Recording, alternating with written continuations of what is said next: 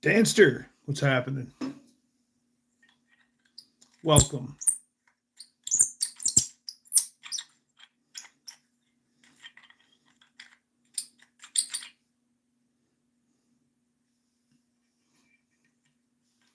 Oh, what's happening? Giggity. All right. What's happening, Tracy? Welcome, welcome, welcome. It's another thrilling Monday. It's Dan It. I see we've got Danster, which is Danny Boyd. Then we've got El Dano, who is New Guy's Garage. So I'm trying to figure out, what's happening? Tacos? Taco Monday?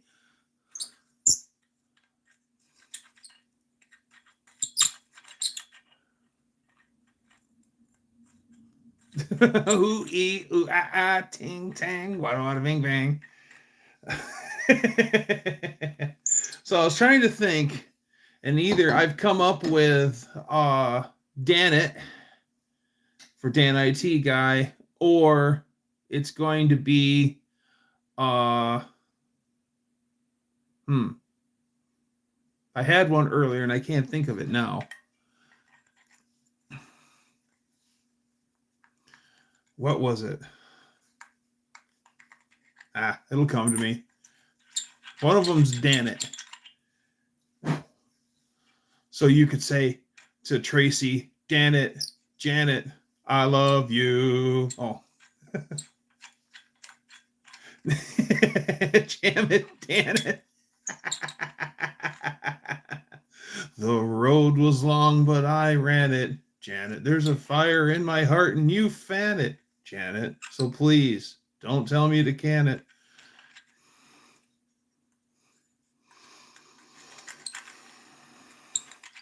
Mr. Beth. All right, my Mexican connection's here. Oh, look, kids. More decorating, more license plates. I now start at 1910, and it's all the way through to 1927. All Michigan plates. This one here is special because see the diamond M there between Mich and the 8? That is for million, because even in 1926, they already had 1 million cars registered in the state of Michigan. Wow, somebody already got their patty slapped? How nice.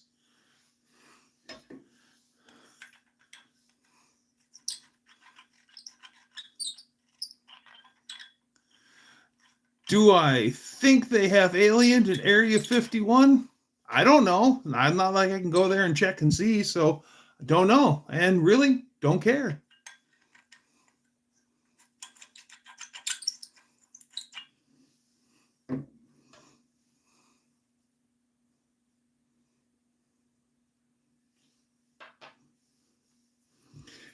Area 51 is just a really, really, really, really, really exclusive nightclub that nobody can get into.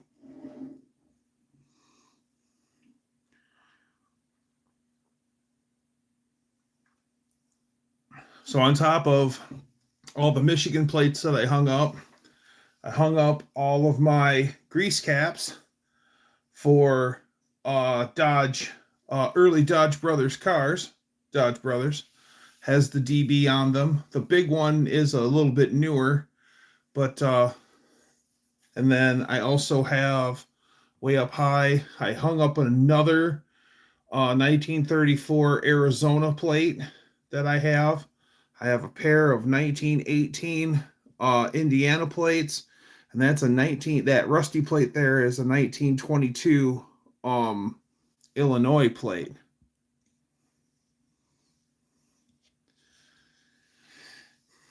So yeah, I went and raided my stash and brought out more plates. Some are restored and some are not. Like the 1920 is been restored by one of the premier restorers in my area. Those are original. Those have been restored. That's original. And then these ones down here, these 1925s have been restored.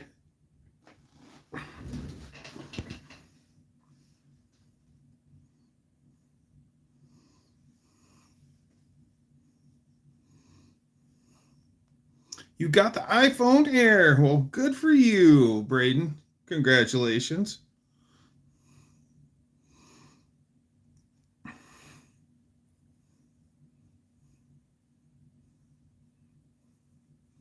The aliens are in Dulce, New Mexico. No, they're not there. They're in oh, what's up, Lone Wrench? Aren't they in oh, where's the place where they Roswell. They're in Roswell. Ice can't catch my flying saucer, damn it. So is your flying saucer, does it sound like Pee Wee Herman? Like in The Navigator, which really was Pee Wee Herman playing the voice in The Navigator. That's why he sounds so much like him. Just 1 second, my friends. Got to mute it. There we go. All right.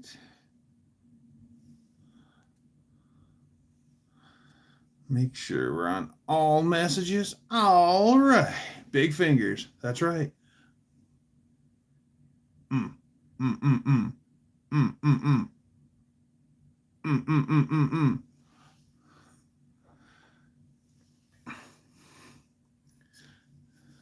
Keeping it in your back pocket.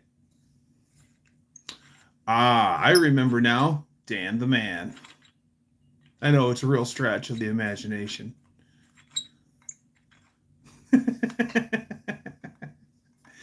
Squish your head. Mm, mm, mm, mm, mm, mm, mm.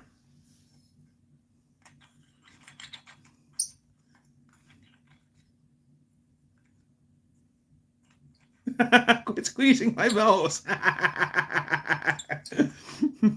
Got your nose. I got your nose. I got your nose. I'm going to eat it. See, it's gone. No, my nose.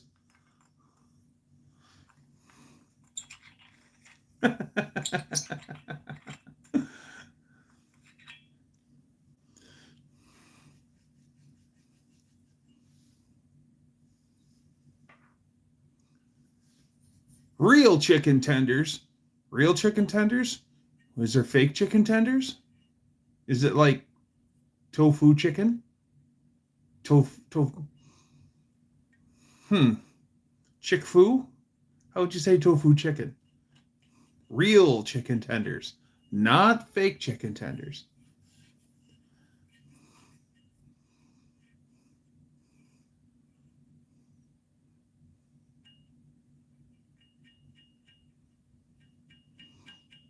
Particle board chicken. Oh, cafeteria food. Particle board chicken. Grilled chicken tenders.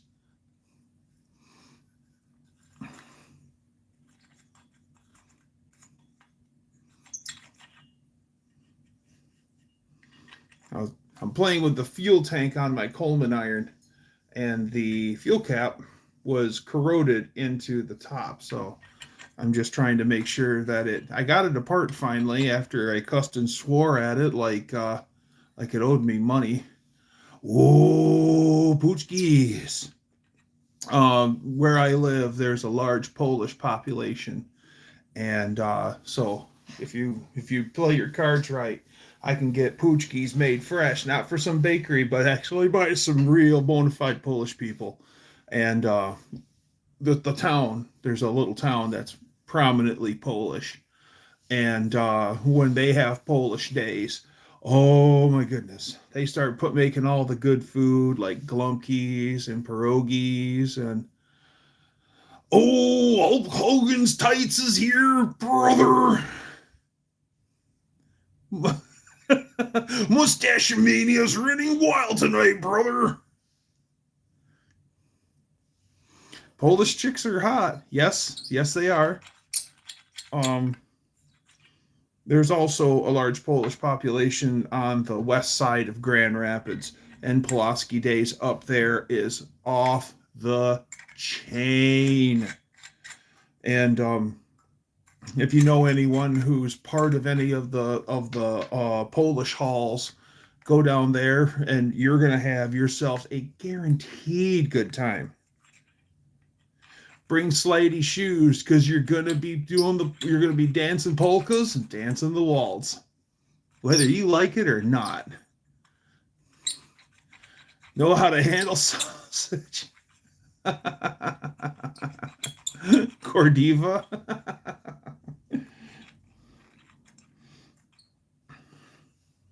Yeah, I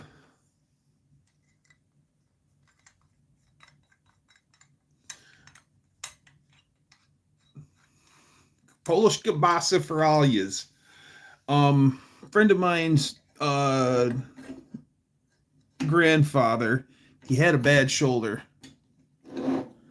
Oh God, no, Braden. We've had 50-degree day. Today it was 50 degrees. All our snowmobile trails are pounded. They haven't been rideable for probably 7 days. Yeah, they're just muddy messes. Usually the snowmobile trails, if we get a serious amount of snow, the snowmobile trails are usually ruined within 10 hours because everyone lights up their snowmobiles and just pounds the living tar out of them because we don't get the snow like we used to. This has been a banner year for snowfall. Snow? What's that? And yeah, a lot of our hardcore sled heads haul their snowmobiles to the Upper Peninsula. That's what they do. They go to the UP. They go up to Munising and all those other areas up there to ride where the real snow is. They don't even bother down here. Oh, snow and ice coming back here tomorrow, so maybe the trails might be open tomorrow. Hee hee.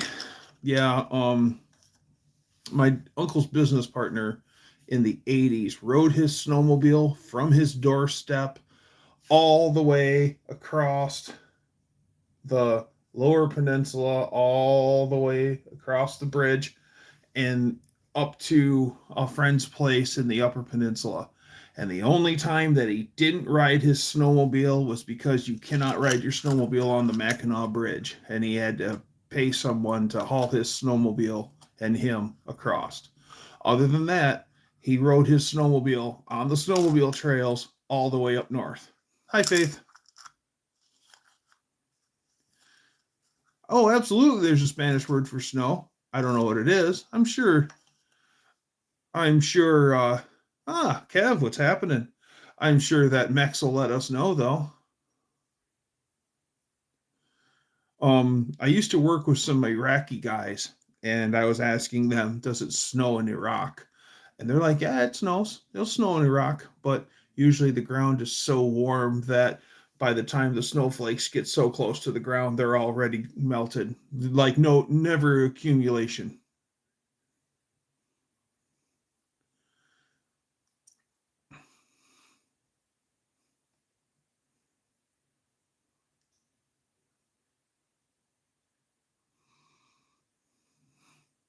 Nevada is snowing. Interesting. Naive is snow. Nevada is snowing. Interesting.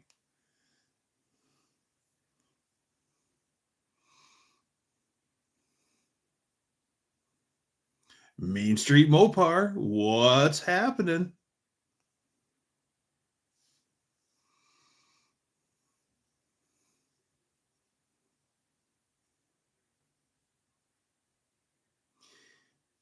Oh, nieve.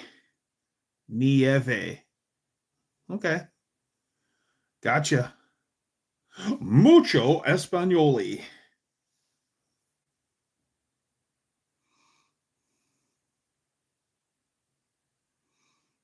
Someday I'll be Hablamos Español.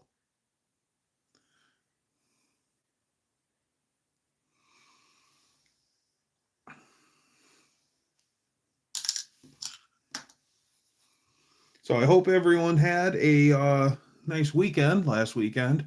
Every letter is pronounced in Spanish unless it's a CH for the LL sound.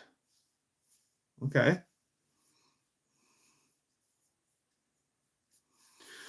Ended up having to move a friend of mine from Lake St. Clair, which is the greater Detroit area, up to Capac, Michigan, CAPAC, which is like 45 minutes north of where he was on Lake St. Clair. And Lake St. Clair runs between two of the Great Lakes. It runs between Lake Huron and then in Lake Erie. And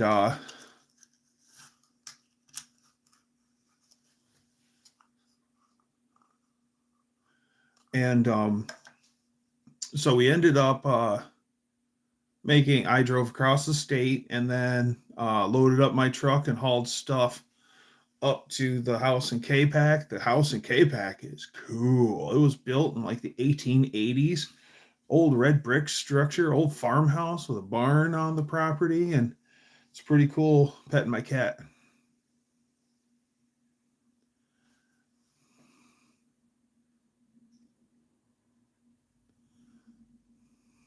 There's an indigenous word here. I can't say it.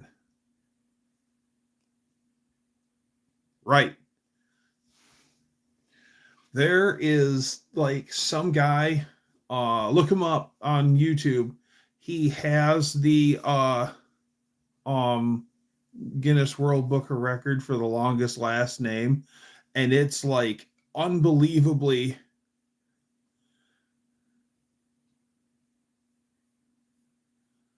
You took the Swifty apart? Why? That was in really good condition. I'm sure you pulled it apart for a good reason.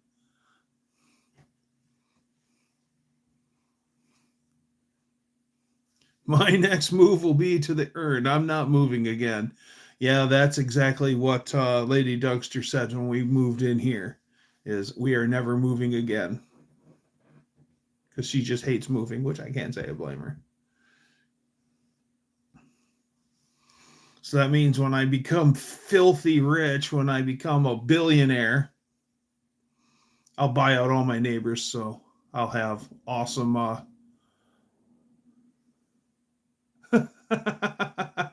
supercalifragilisticexpialidocious, even though the sound of it is something quite atrocious.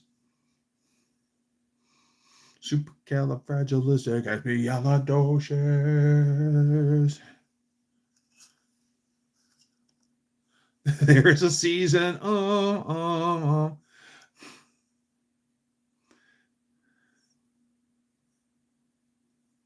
Just add a mansion onto the back of the house. You know what? For me and Lady Dougster, we've got a pretty good sized place, so we're good. It's not the house that I want to expand. The garage, maybe. You know, I'd be happy with just a little extension on the garage.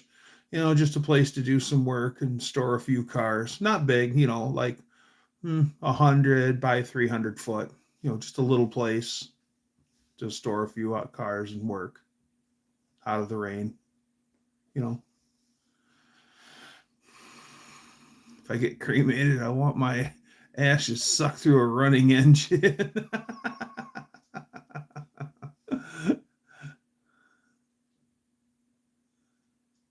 Wow. That's how serious Kev is, everyone. He means business.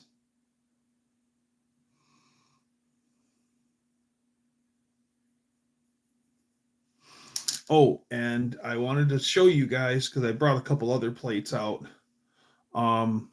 So I'm going from 1910 up here all the way to 1927 here. And then that's when I realized I've got gaps in my collection still. And but I did bring out, because this one here with the diamond M signifies million. They're really proud of that. And wouldn't you be? You know, if you had 1 million motorists registered in your state. And then here's a set of restored in the plastic. Restored Michigan 1932 plates. And notice that it's 1,106,592. And there's its match. It's a set. 2 plates always for cars until the war, till World War II. Then they went to 1 plate. Thanks, Fox Dude. There's a bunch of others. I've got them from Fox Dude, 1910, all the way down, 11, 12, 13. Red on white is 14, 15, 16, 16, 17, 18, 19's down below me, and then orange is 20, 21, 22, 23, 24, 25, and then 26 and 27. So yeah, they even started making million actual registration numbers, 1,106,000. So yeah, one of my many make all those plates in jail. I'm not going to tell you. Suck, squeeze, bang, blow. That's right. Power, compression, fire, exhaust. Or no, intake, compression, power, exhaust.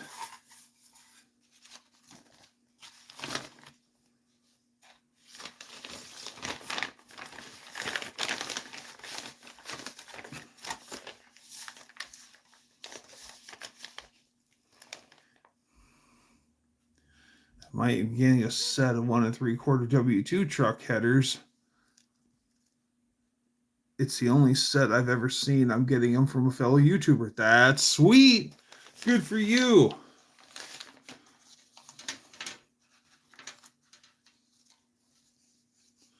If I could have a mill, a drill press, and a lathe, yeah.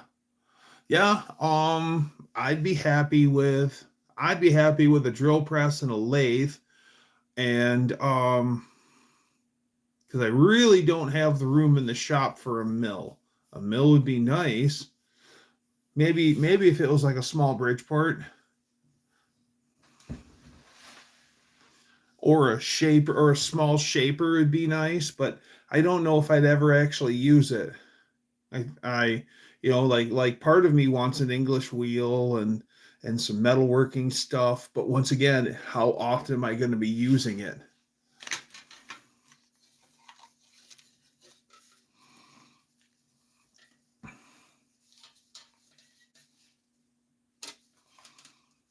Ooh, Oldsmobile, Lansing, Michigan.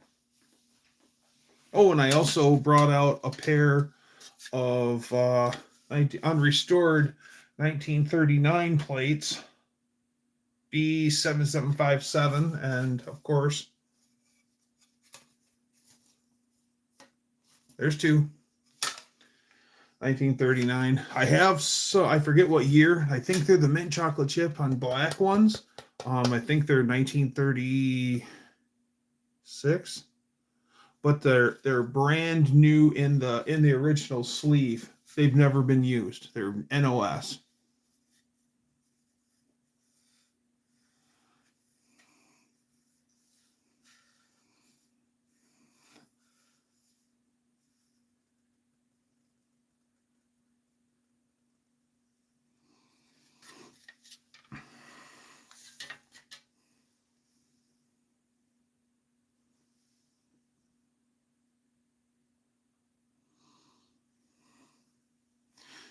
Am I interested in a Shopsmith Mark V?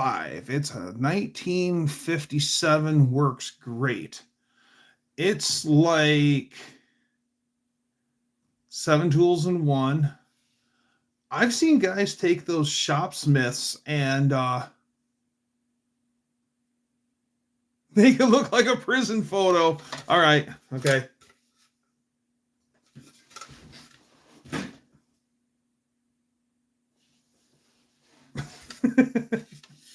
Maybe a Bridgeport. Yeah, they've got, I don't know, the Shopsmith is a good machine, but at the same note, you got to be careful with how you use it, because that thing can be a dangerous machine if you don't respect the machine. But yeah, I do like the fact of how it is 101. I mean, it's way more than the 7 tools. I mean, it's a table saw, it's a radial arms. No, not radial. It's a table saw, it's a drill press, it's a lathe, it's I think it's a drill press. And I've seen guys get yeah, it is powerful. Yeah, they do have some chooch. Um I've seen guys actually make small CNC machines out of them.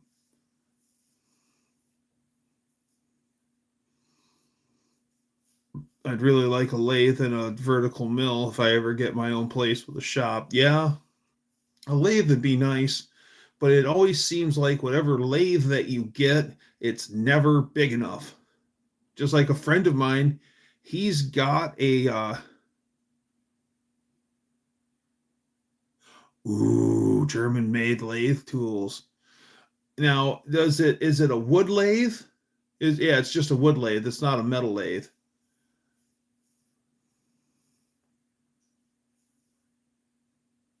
Bonus in owning is I don't have to store it. Nice. Like a friend of mine, he's got an awesome lathe, and it I think I could probably get it for free. But the problem is that it's broken. It needs a $600. No, well, I can't say for free, but it'd probably be cheap. But the biggest problem is it needs a gear made, and the gear alone to buy is like $600. And then there's very few machinists out there that have the capability to make a gear for you. I do know a guy who wants to do it, and he goes, I can come way under $600 to make that gear. And he was like chomping at the bit. Let me know, man. Let me know. I want to do that. That's cool stuff. And I'm like, well, that the other problem is this lathe has a 12-foot bed on it. And I'm like, I don't need that big of a machine. I have done metal turning with it. Cool. Watch what his work could fix it. Man, he can fix about anything. He had an Italian made metal brake, power metal brake that he got up and going, and man, put it in your living room as a talking piece. Yeah. The belt is new 6 years ago. It was $110 just for the belt. It's special only to Shopsmith. Oh boy. Yeah, I remember watching those infomercials for the Shopsmith when I was a little kid. My my grandfather had a Shopsmith and my uncle had a Shopsmith. And I barely remember my grandfather having the Shopsmith. My uncle's Shopsmith went down, and then he borrowed my grandfather's, and then it disappeared. We never seen it again. My grandfather passed in '93, and yeah, I don't know what happened to it.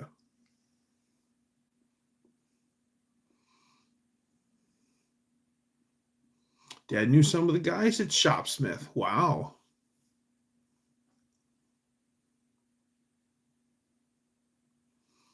150, $200 just to make room in my shop. Damn, Kev, I got a lot of shit in my barn. A lot of shit in my shed. Where are you located, Kev?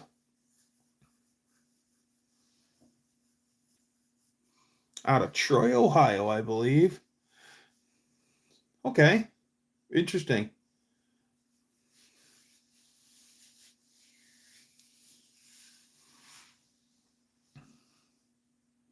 Yeah, they were. I distinctively remember Oh, it's on casters.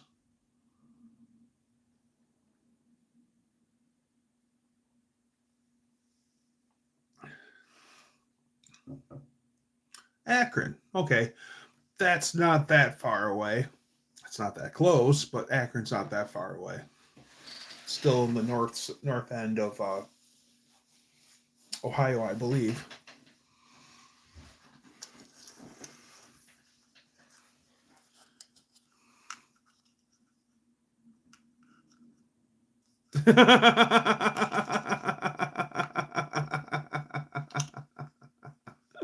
Hey, Braden, we do have people underage here, so I appreciate it if you kind of rein it in a little bit. That is funny, but we do have underage people here, so I'd appreciate it if you reined it in a little bit. Thank you.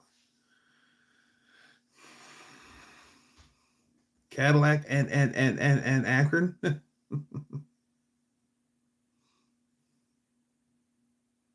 Shopsmith is in Dayton and is still in business. No kidding. That's so cool. Bring it to No Name and auction it off. Yeah. Yeah. Say, that makes sense.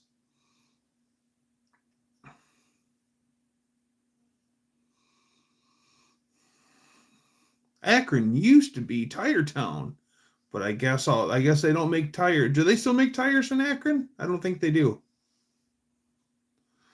Putting the legs with the casters on the underhang of my belly makes it easier to walk and saves the back too.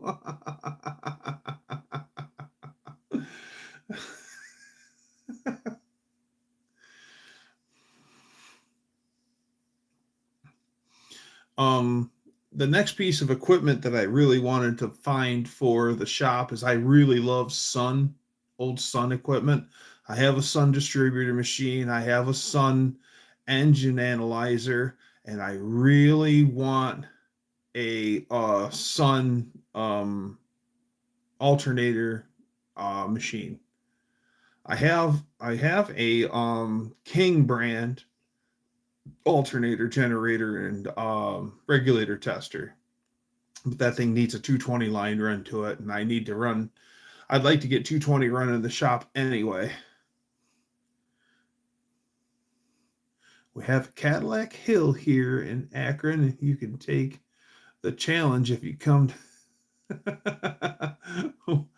what's the Cadillac Hill challenge? Oh, steepest street in Ohio, 70% incline.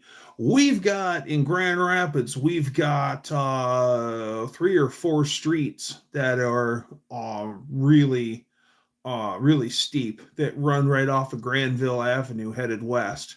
And they're pretty steep. 70% incline.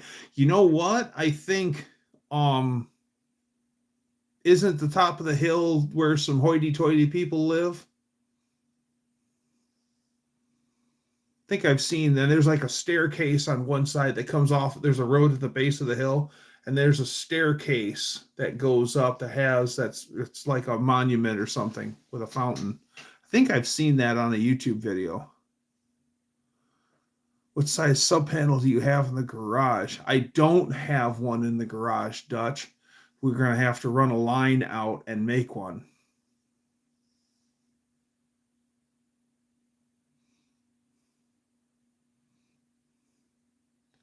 Who likes the Milwaukee Bucks? I don't like the Bucks. I don't like basketball anymore.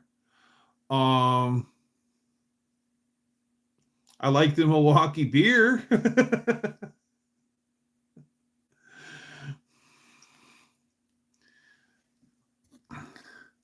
I would love to get the 72-inch US General bottom rolling cabinet to go with my 42-inch, but I have to settle for the 56-inch due to cost. They used it in the 30s to demonstrate the power of Cadillac. Ah! How far from the panel to the garage then? Oh, it's all like I'm where I am on the north end of my house. I'm sitting right above I'm sitting right above the panel, so literally the garage is on the south end of the house. So I'd have to run it all the way across the house. So yeah, that's going to be extra fun.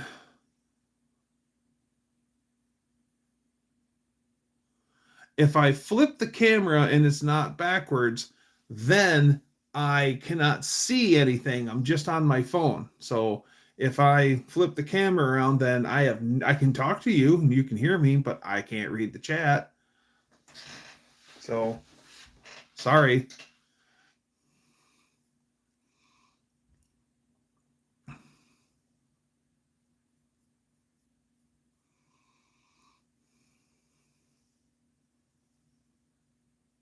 Oof the man, that's a long run. Exactly.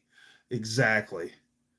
So one of my friends, I got a whole bunch of elect chicken friends, and I guess Dutch is part of that elect chicken crew. Is they say it'd be a good idea to um take the panel that I have now, make that the garage panel, update this panel, and then run a line out across across the house, and then up into the rafters, and then into the shop. Well, curiosity's good though, Bruce. Yeah, it's definitely a long run. Yeah, we're talking, well, a good amount of distance.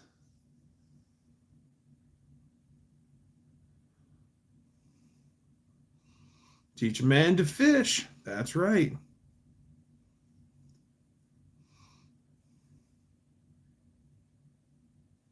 Life backwards, he'd see my backside every time.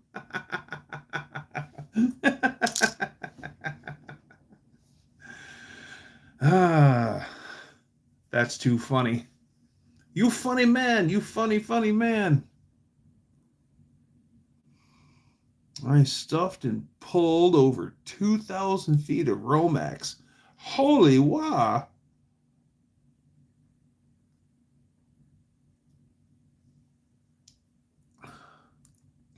Something is really wrong if the backside is showing. 2,000 feet of Romex. Holy crap.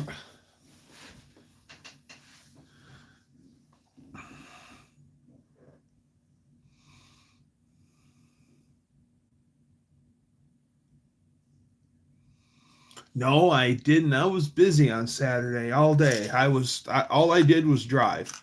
I'm serious. That's all I did on Saturday was drive.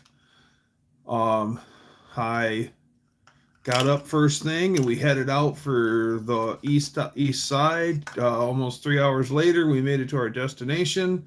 Hung out for a minute, loaded up the truck, drove another 50 minutes north, dropped off stuff. Yep, Valentine's Day is over, unfortunately. Unloaded stuff, went down, went back. We stopped in Richfield, Michigan, and ate at a great Coney Island called Ted's Coney Island, and had a great lunch. And from there, went back to the house that's getting sold and took another load, back up 50 minutes, and then from there, we headed out from there home, and it was like 2.5 hours home. And yeah, so basically, I was on the road.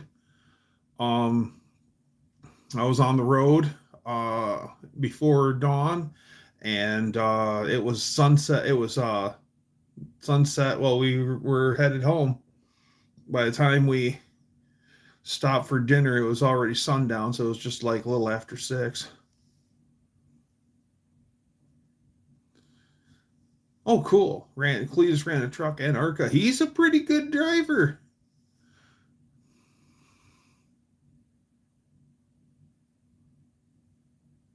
Have you ever seen the You Pick Me Up candy bar? It's actually shaped like a pickup truck. I've never even heard of that. I used to run triple aught cables between cabinets. That's no fun. I bet not. Triple aught's, that's big. That's really big. Try aught.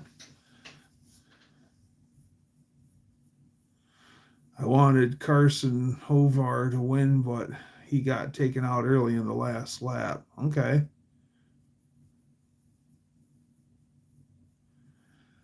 Tony's and Birch Run for the bacon and egg breakfast. I think it was my friend Eddie is from Chesterfield. He moved out to the west side of the state. And he was talking about Tony's in Birch Run. And he says that they have a 1 pound of bacon BLT sandwich. That's their specialty. So you're the second person to talk about Tony's in Birch Run in less than a few days. Tim Windsor, what's happening? Oh, happy Monday, Elevator.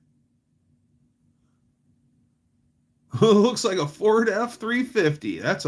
That's a lot of candy bar. Our Wonka. Well, it's good to see you. Glad you stopped in there, Tim. Oh yeah. You know, it's kind of funny because BLT is just the perfect sandwich. I think one of the most perfect sandwiches. And I watched a little video of this rather attractive young Russian lady who spent some time here in the States, and she got hooked on the BLT while she was here. And then she's back home in Russia, and she's like, I'm going to make the BLT sandwich. And she says that bacon's hard to find in Russia because it's not a breakfast food like we use it here. They use it for other things. And she also was talking about how, like, bread or buterbrod, where it's a Russian sandwich is just a slice of bread and toppings, and then you eat it like that, not two slices of bread like an American sandwich. But she toasted her bread and she made a BLT, and it's funny. She goes, did I make it right? You know, there's no wrong way to make your BLT, but she was discussing, bacon, lettuce, and tomato. Do I have to do it like that? And I mean, as long as you put it together right. And so she's like, I think I got it right. And then she cuts it in cross corners and takes a bite. And she's like, yeah, you can just tell the look on her face. She's like, I made it right. So it's kind of funny with the BLT because, yeah, it's a great sandwich. Most everyone likes the BLT. And it didn't become popular until the 1940s, or real popular in the 1940s, only because by that time everyone had access to lettuce and tomato at like the grocery stores and stuff. Other than that, you would actually had to grow your lettuce and grow tomato. So only at that right time of the year when you could harvest it would you be able to do BLTs. So yeah. And some friends of mine make the BELT, or the belt, and that's bacon, egg, lettuce, tomato. And they'll put a fried, like a little lemon juice on my BLT. Okay, I'll give it a try. Never hurts to try something new. Never heard of that before, Bruce. Little lemon juice on the BLT. Okay. I know that when I make sandwiches, anything, mayonnaise or Miracle Whip, it's mayo every time. And it's Hellman's. Bring out the best.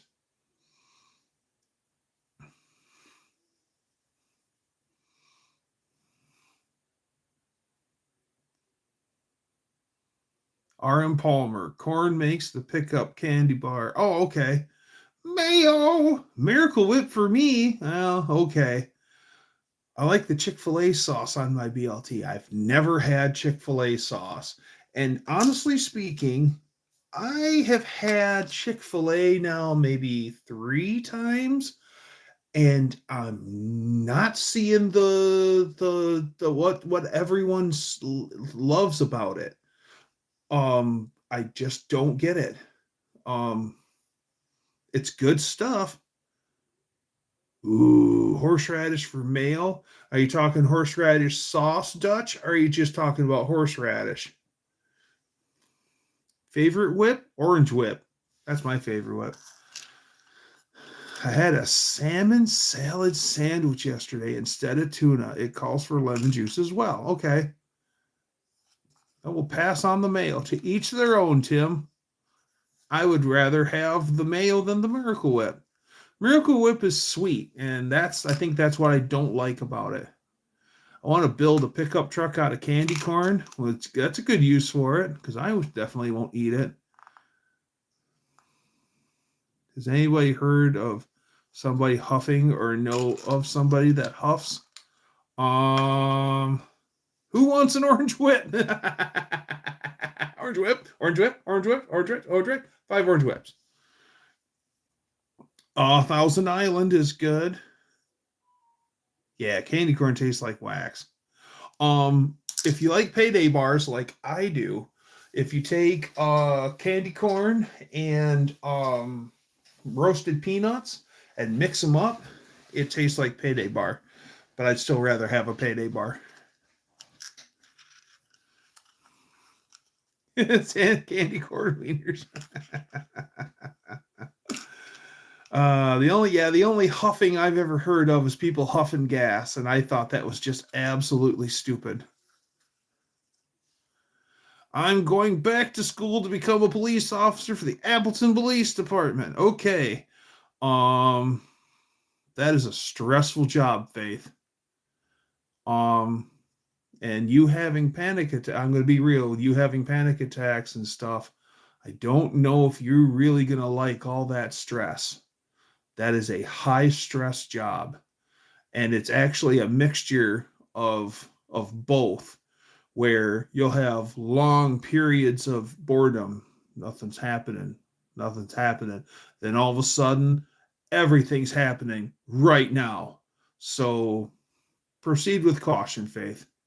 Not saying you can't do it, but just, be careful. Officer Faith. I'll see her now. She'd be like,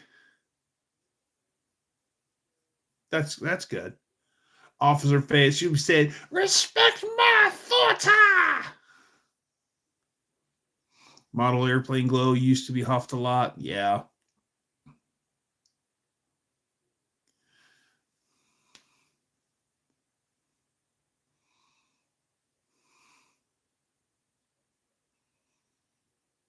Oh, that's so sad.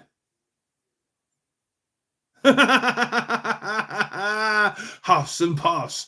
And she blows the house down. Huffing, puffing, blow your house in. Huffing, puffing, blow your house in. Huffing and a puffing and a blow your house in. The third little piggy, he was kind of funny.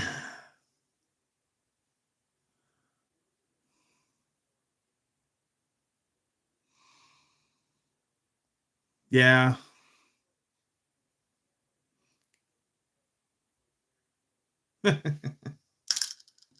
Oh, I thought of this at work today.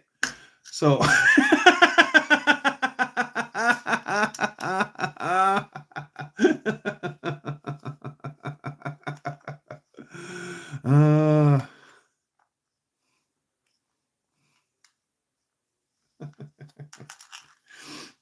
so I was thinking about this at work the other day, and I thought that you guys would like this story. So many years ago, I was a security guard for a major grocery chain in my area. Now they went national. At the time, they were just big. They were just big regionally, but now they're national. But that's beside the point. So I was working night shift, and never really been a coffee drinker. Excuse me. My dad, on the other hand, he's the coffee drinker. He drinks enough coffee for like 4 men. And he Dougster Blurt. Yeah, I did security for a while. Working the night shift. And so working nights, some days I worked with this guy named Dan, and he all of a sudden made a rule. Whenever I worked with him, I had to make him coffee. That was one of my duties every night. And it got old because I don't drink coffee. And why do I have to have it pushed off on me, right? So I'm making his coffee and I'm starting to get tired of it. And so um, one day it's middle of the night of our shift and he's off doing his round, doing a round. I usually did the rounds. And so I'm making coffee and I'm like, I'm tired of this. I don't drink the coffee. I don't like coffee. It's not my thing. Why do I have to make it for him? So I decided that I was going to make the coffee. I was going to make him one hell of a pot of coffee. So I'm also like 18 at this time, or yeah, I'm 18, and so I pull out it's a little bun coffee maker. I dump out the thing. I put a fresh filter in it. I grab the can of coffee. I pull the lid off of it and I set the scoop off to the side and I shake coffee into it and then shake it so it's level. And I literally had that paper coffee filter full of coffee. And then I put it in the machine and I dump the water to it. And I'm dead serious. I thought I was going to break the machine. So I stood right there and I watched the machine work just for fear that it was going to overflow or make a mess. I'd be right there to clean it up before Dan got back. And it took a long time, but the water's flowing, it's doing its thing. And finally, the coffee starts to flow, and it flowed right through just fine. And so I get the coffee's made, and I'm going back to doing my job. And boss comes back, and the coffee literally just got done. He steps in, and I'm like, "Hey, you're just in time. Coffee's ready." He's like, "Oh, Marvy." And he makes himself a cup of coffee, sugar, cream, what he wants, stirs it up. He takes a sip, and I see his eyebrows shoot about a foot above. And I said, "Coffee any good?" He goes, "Marvelous, marvelous." I never had to make coffee again. He never asked me to make coffee again. I was so worried. I was so worried that I was going to break the coffee machine and I would have to buy a new coffee machine. Marvelous. Oh yeah, his word was not marvelous, it was Marvy, which I say it too, but coffee? Never heard of her. Hey Frank, what's happening? Had a bun coffee maker that was made for high elevation. Used it in my kitchen and flooded everything. Next time, use X-Lax. Hi, Coperino. What's happening, buddy? Got it at Goodwill. I'll tell you what, those old bun, especially the old bun coffee makers, those things were freaking tanks. A friend of mine's dad worked for a company that hauled new cars from the factories out to dealerships. And it was so long ago that the car haulers are only 6 cars at a time. And he said when he started there, they had a bun coffee maker in the driver's lounge, and he worked there 33 years before when he retired. The coffee maker was still there. It no longer had any of its stainless steel body on it anymore, but he said the same coffee maker was still working after what, and it wasn't new when he started there. Excuse me. Yeah, 33 years still rolling. Yeah, you don't get that out of a new piece of equipment. It means you're not addicted to pots. Called Bun about the coffee maker. They said they would make a special high elevation units to who knew. Not much, just chilling. Chilling like Bob Dylan.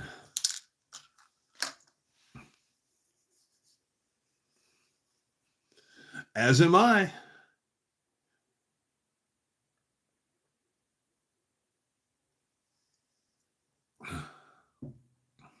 Sounds like them beans at the dispensary. Mmm.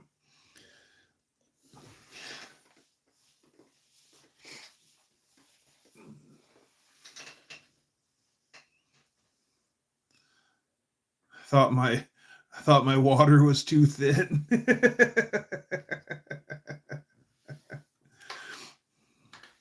Man, it seems like they've got pansexual. Is that when you lay the candy corn?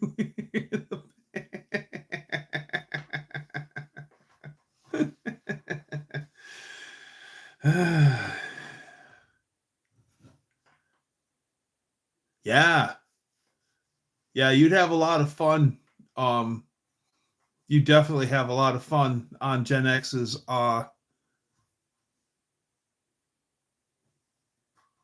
live. That's a lot of fun. Have you got any more parts for Shop Truck? Not yet. I do need to probably make an order here real soon with Mr. Cope at CRT for a few more parts, and then I can get rolling on my Auto Magic. So no, haven't bought any parts for Shop Truck, but I need to. Want to wrestle? Brother, you bet I do. You see, Hulk Hogan, I am the cream, and the cream rises to the top.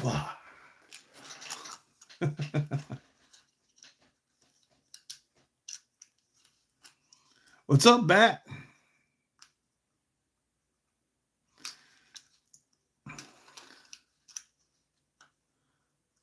Fishing at SeaWorld. No way, brother. Ooh, yeah. Ooh, yeah. The Macho Man, Randy Savage. So, I'm at the local fair a number of years ago, and cream of the crop, and I rise to the top. And so we're walking through the fairways and where all the vendor booths are and everything. And this one guy, his whole booth is just boxes upon boxes upon boxes of old VHS tapes. And he was having like, a three for X price thing. And then in one corner of his booth, he has a whole bunch of the 80s WrestleMania dolls. He's got the ring, he's got the big 6-inch Hulk Hogan, Hillbilly Jim, Superfly, Jimmy Suka, all these, and Rowdy Piper and Randy Savage. So of course I've got to get the Randy Savage and the Hulkster, and I'm like, I see the look in your eye, Hulk Hogan, and Hulk comes off the top rope, and my lady Dougster's just like, I'm 12 again. That's right.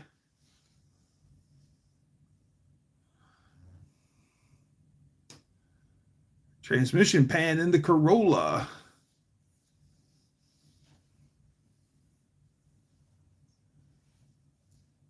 Don't see pigs barreling around at fairs anymore. I wrestle rhetorically with the voices in my head.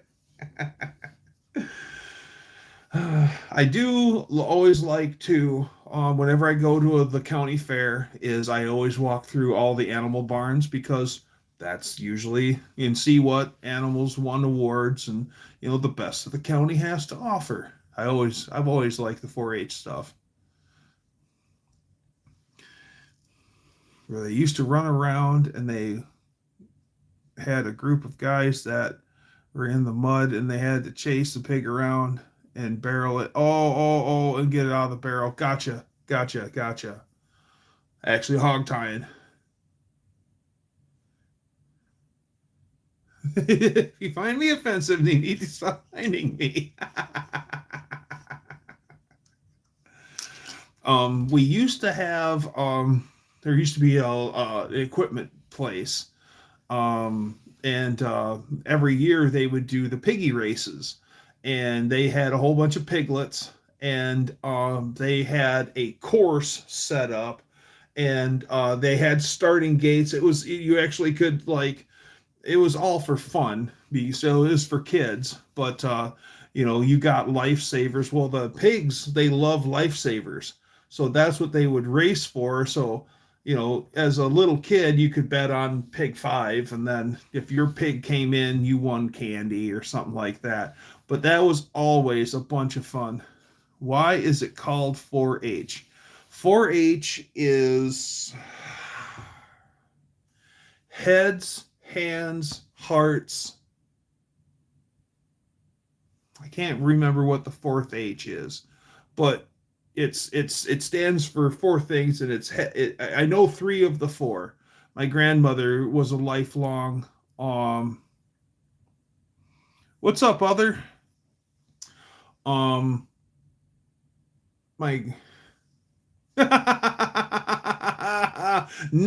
that 4-H. We're not the Johnny Paycheck 4-H dancer.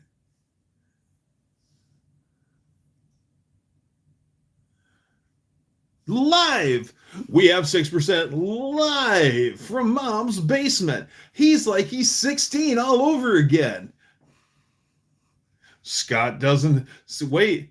If you're living in the basement, then you could like not have a job, play video games, smoke a lot of weed. There you go.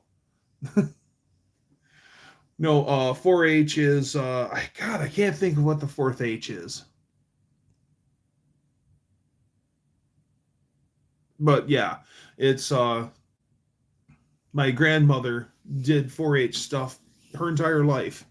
As a matter of fact, even in her 80s, she was still making displays for the 4-H booth for her local garden club at our local fair every year. Health Dougster.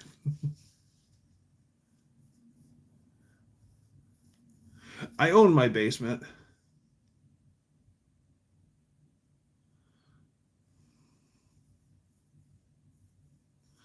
I'm live from Ruben Redder's basement. Hi atop Mount Pleasant. Mount Pleasant? That was nice. Thankfully, the basement is temporary. Dougster saw the new digs. I did see the new digs, and what new digs they are. Big thank you for the help on Saturday. Yes, it was 6% recycled who I helped move. And yeah, the new digs is awesome.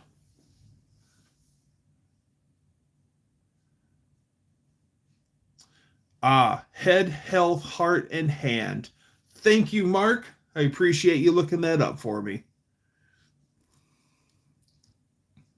Here at Affluenza Manor.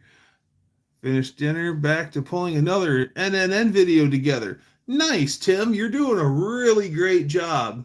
So keep up the good work.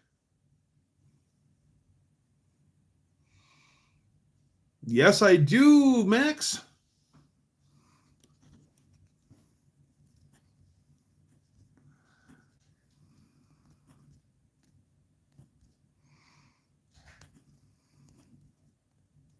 You haven't posted in a little bit. Oh, I see. Way back there, Mex. Got it. Okay. Sorry, bud.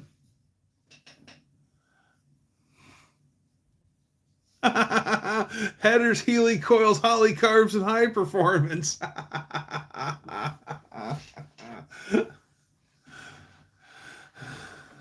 I restored a set of plates for my buddy, and it took longer than I thought it would.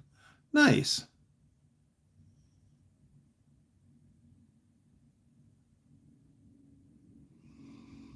Now I know who the other, okay, the other 94%. I understand now. Okay. You're so welcome.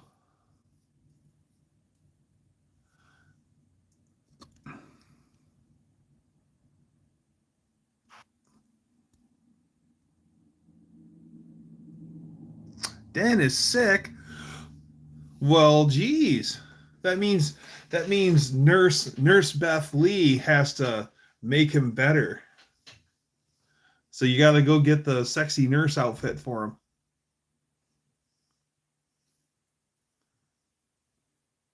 Scott's other half. That's right.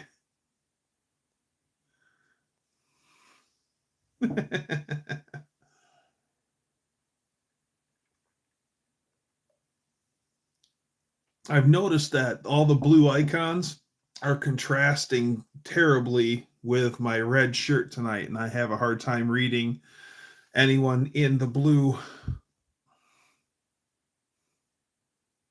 How do you know I'm not wearing it now? You're in your PJs. You're all comfified. I know you.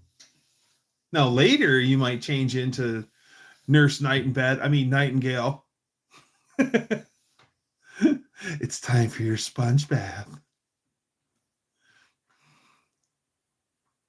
She won't get near me. She sleeps in the other bedroom. Wow, you're that sick. Yes, I am. Oh, yeah, I know I know you're all jamified. You can't you can't fool me. Did this live turn into only dogs? Sure has.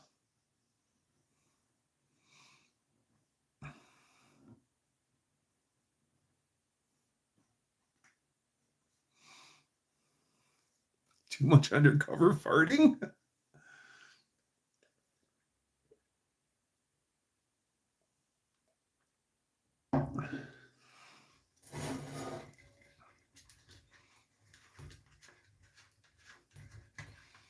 Dougster After Dark. That's right.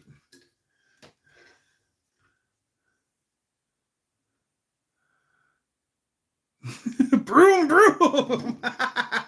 Oh, in the there's a nice big barn on 6%'s property, and the guy did furniture in the barn, and there's this bumper sticker in the barn that I thought was so damn funny. All it says is old upholsters never die, they just recover. All right, I'm gonna fill my water jug. So no, I'm not peeing.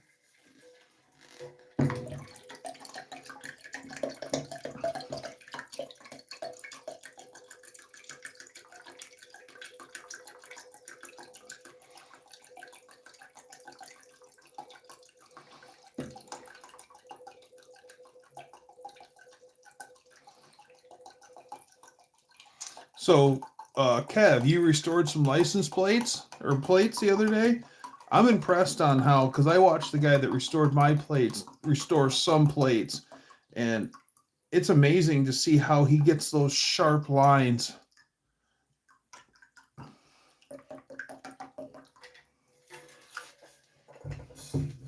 That guy that I used to buy plates from, this is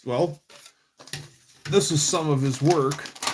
These ones here, these ones here, the orange ones here, these red and white ones. Where am I? Here are all his work. These are his work too. And I mean, the numbers are just absolutely spectacular, right on the money. And you know how some guys make it look easy? Well, he doesn't make it look easy, but it's amazing how he keeps everything nice, straight, and sharp.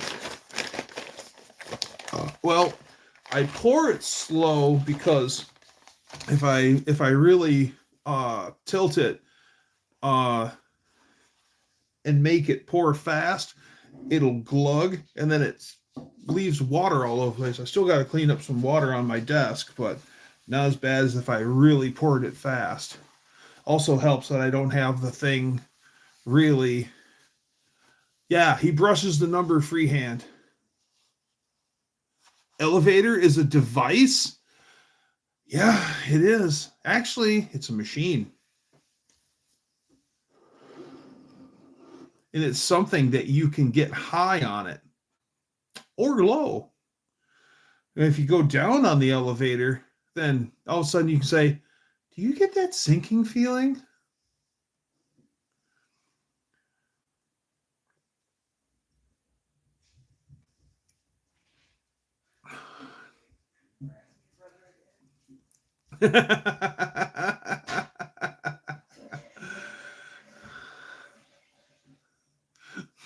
Funny, Braden.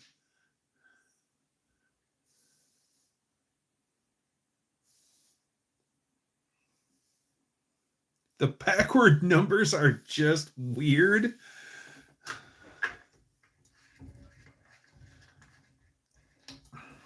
Okay. Just for you, Max. I'll see if I can make something happen. It's going to take a minute for my tablet to boot up. Can't change them from mirrored? Good question.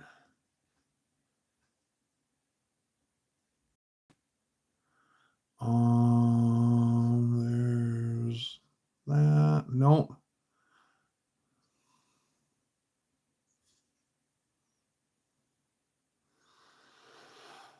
Mute, flip, lighting, create highlight.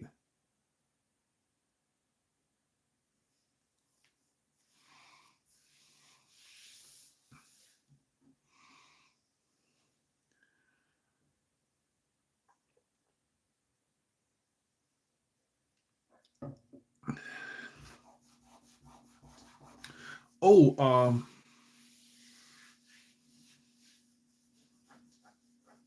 the backwards numbers will fool AI. Yeah, they're going to go search out all of these deceased people that own these license plates over 100 years ago. All right, bear with me, everyone.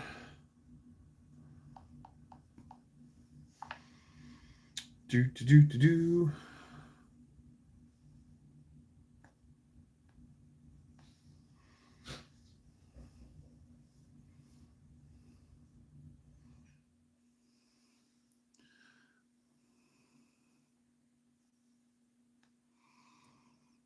Ooh, anybody want to see 99 to 2001 Ram Chargers? Yeah, they're cool. I don't like the tailgate of them, but everything else about the Mexican Ram Charger is cool.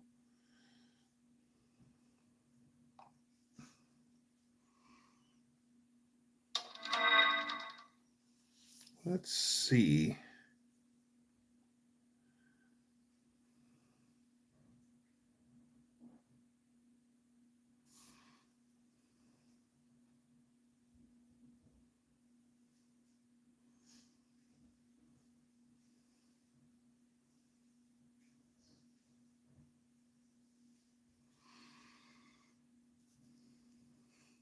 Okay.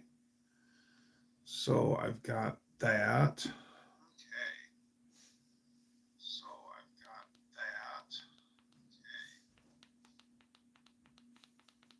Volume down on that. Then fold.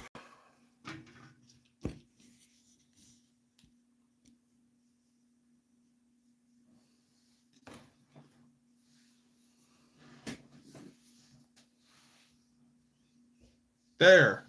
Are you happy now?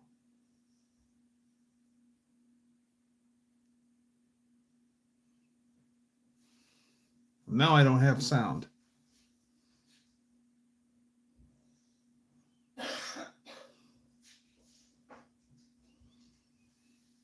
Well, what the frig?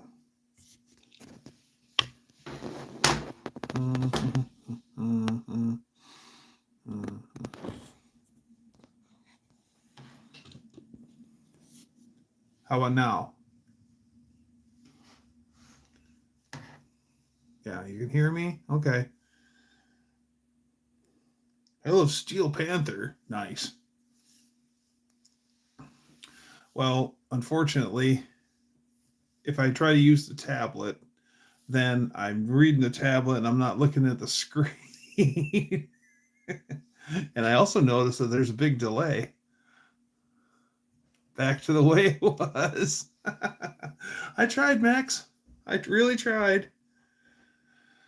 Oh, crap.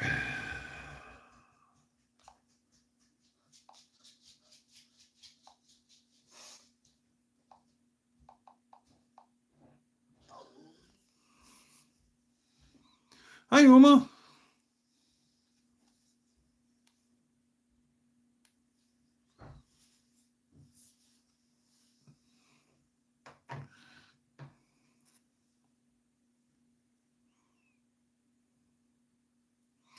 My Nepal neighbor uses the alphabet for their last name.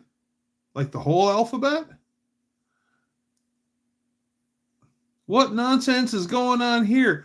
All of it.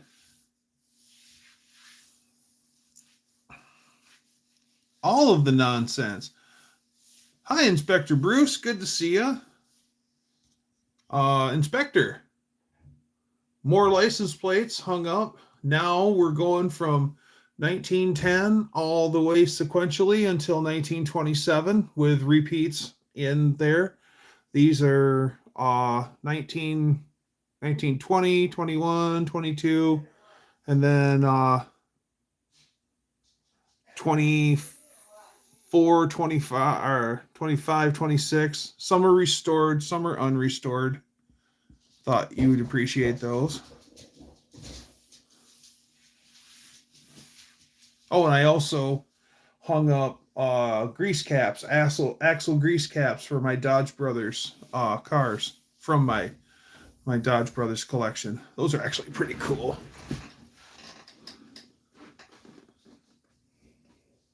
See the DB? This big one here, that's also a Dodge Brothers. You can see it. Unfortunately, they're backwards. You are Indian. Well, nice. If someone gave you the opportunity, would you ever go NASCAR racing? And what series would you want to run?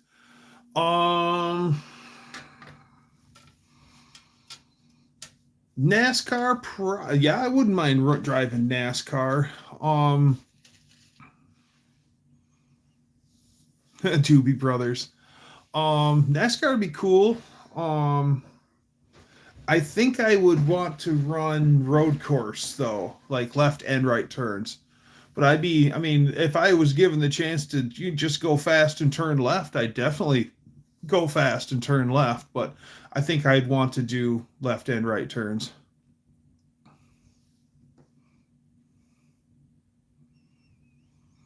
Yeah, the 1960s and run NASCAR back when sex was safe and racing was dangerous. Another left turn.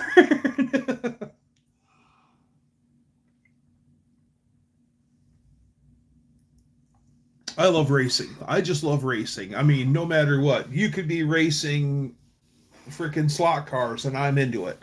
I just love racing. There ain't no basketballs in my fuel cell.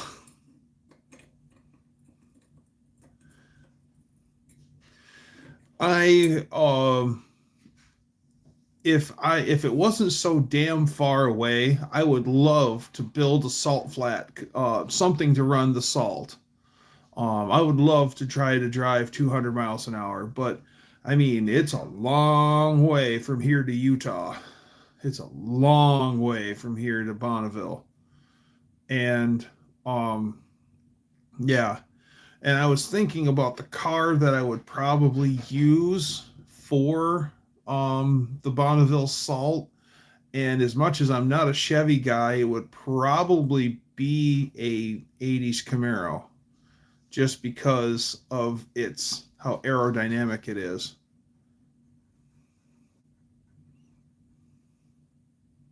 I drive so slow they would lap me 20 times. Toyota. Well, yeah, gotta love a Toyota. Toyota don't make crap. Uh, Actually, what I'd do is I'd probably go get a Chrysler Airstream and get a doozy on salt would be amazing. The doozy engine is pretty awesome. 327 cubic inch, inline 8, dual overhead cam, 4 valves per cylinder. They are quite the engine. They were the Bugatti Veyron Chiron of their era. They made great power. Like Jay Leno says that you can get a Duesenberg and you can totally drive it on the street today. Not bad for something that was built in 1929.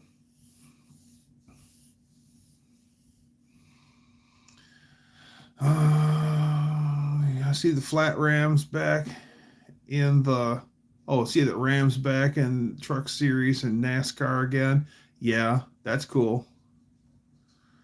Kid I rode the bus in junior high said they found a Duesenberg engine in their barn. Awesome!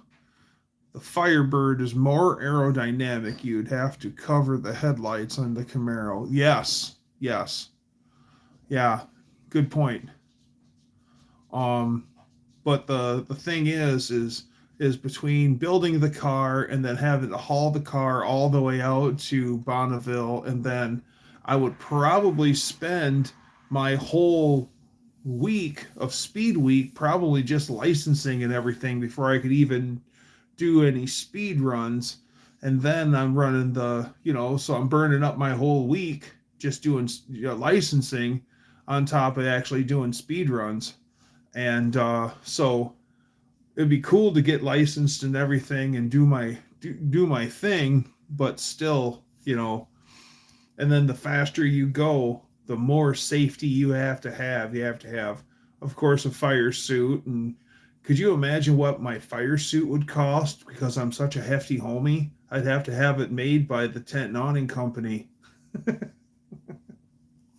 But yeah, fire suppression systems and padded roll bars, and the faster you go, more fire suppression systems and stuff, and it's a lot of money to go fast.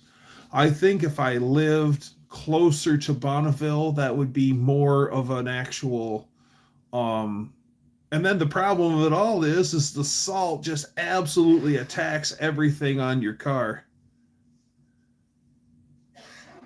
Doozies, caddies, Packards. Well, at one time they talked about with cars you had the three P's, and that was Peerless, Packards, and um, Pierce Arrows. And Peerless is cool cars. Pierce Arrows are really cool cars too. And who doesn't love a Packard? Packard's got the best slogan ever. Packard, ask the man who owns one. The U.S. would have to close down El Paso airport for 10 days if he saw you in a fire suit.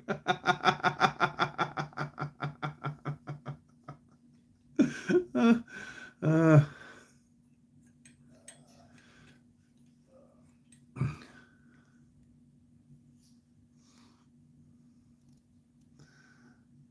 there were doozies in my hometown because Leo Gephardt, the father of the modern collector car auction, lived and had his shop there. Oh, cool.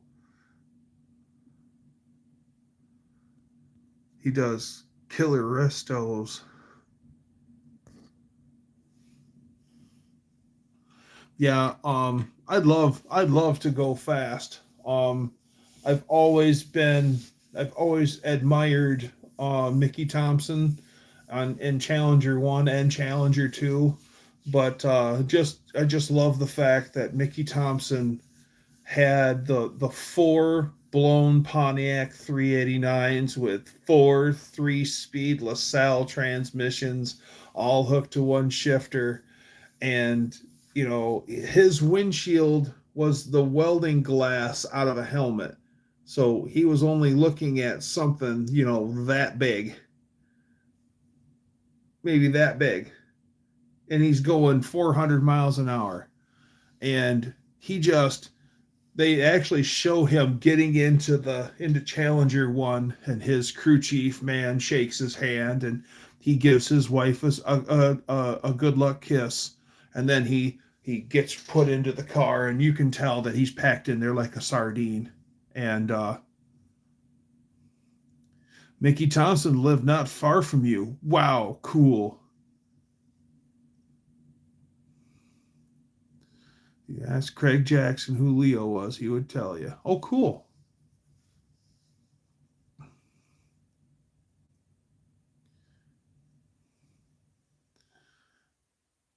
That's awesome.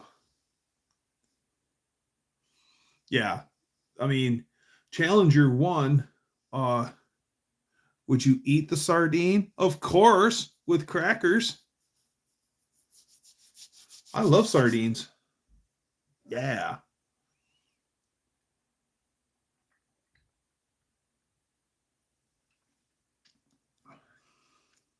Yeah, sardines rock. And I mean, packed in water, packed in mustard, Louisiana hot sauce ones, they're all good.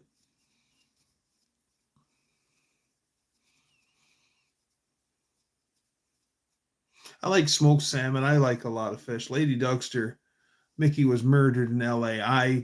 Mickey and Judy both on Christmas Day of all times. That just is so sad that the great Mickey was taken out in such a savage manner. But I really do like the fact that Danny Thompson um got Challenger 2 up and going and actually went out and actually laid down passes back and forth with it, because Mickey Thompson in Challenger 1, yeah. Old Mac, if you ever come to visit me, I'll get you some smoked salmon from my favorite smokehouse, and that stuff is just awesome. Kev, good seeing you. Take care. Always great seeing you. See you next Monday. Or probably see you tomorrow at Buff and Kim's.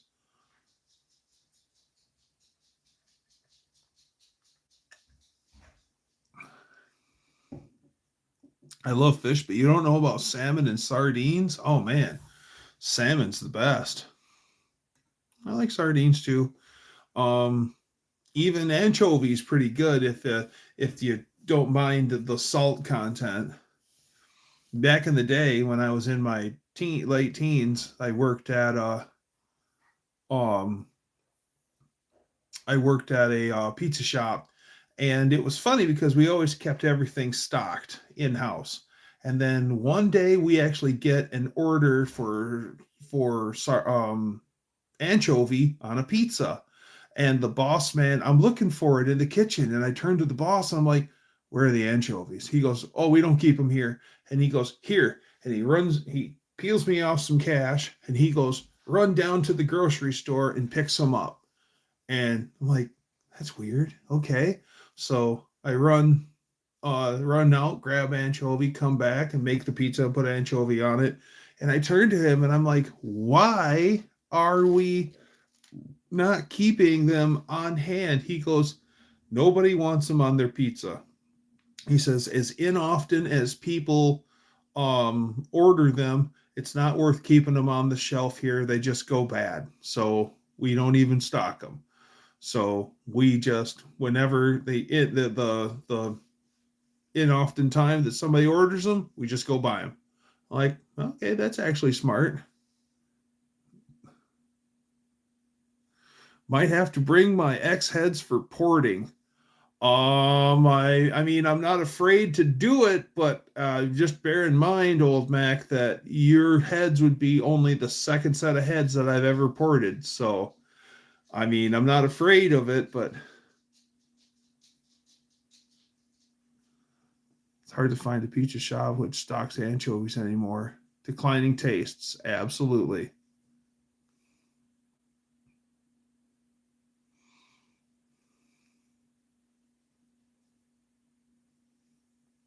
That pizza shop, I'm sure that he would still do it.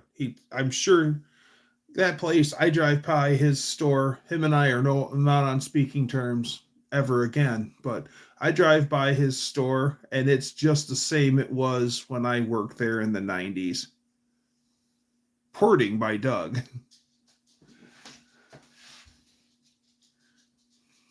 Anchovies remind me of Futurama cartoon.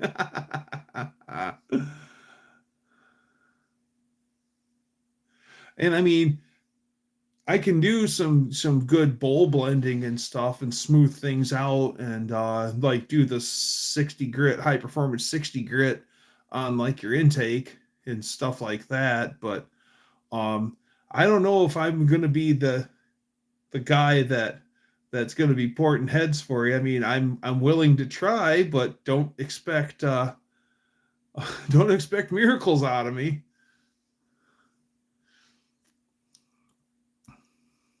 Anchovy paste. Jay Giles Band. Oh man, Jay Giles Band is great. Is life a little less painful these days lately? It's been a little less painful for a while. Mohawk, what's happening? Caesar salads are not Caesar salad without anchovies. Oh, no kidding. Ham or bacon, green peppers, mushroom sausage on pizza. Yes.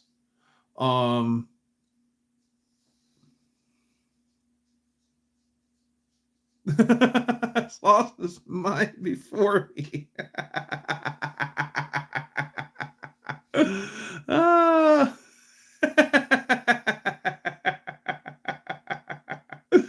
Oh, that was funny.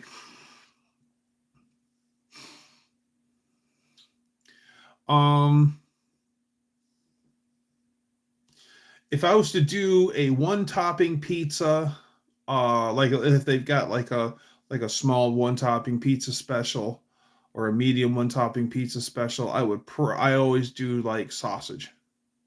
And Lady Dougster would do probably just pepperoni.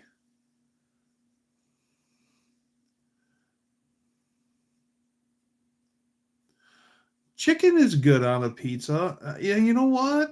Ham, pineapple, extra cheese. Maybe add a little bacon on a pizza. That's pretty good. Sweet and salty. Every so often we'll do a Hawaiian pizza. I'm deluxe. Yeah. No, I was saying though that one just for one topping it would be sausage. But yeah, I'm deluxe also. You know, just load that baby up. Deluxe with extra cheese. Yeah.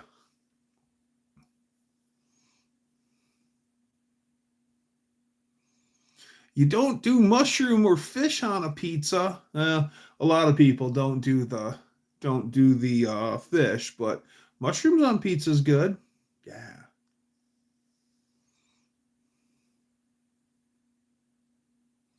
I'll eat a Hawaiian pizza, but I'll never order one. Fair enough.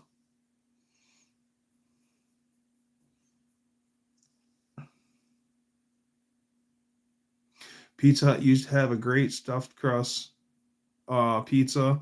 One place around us would make a taco pizza, and it was your pizza dough, and then seasoned beef and lettuce, tomato, all the good stuff. And I would get that every so often, just as something different. And Lady Dougster, I brought it home one night, and Lady Dougster's like, taco pizza, and she's eating it, and I'm like, it's not bad. She goes, it's okay, but the catster's here. He's walking out of the office. Canadian bacon and pineapple. Yeah.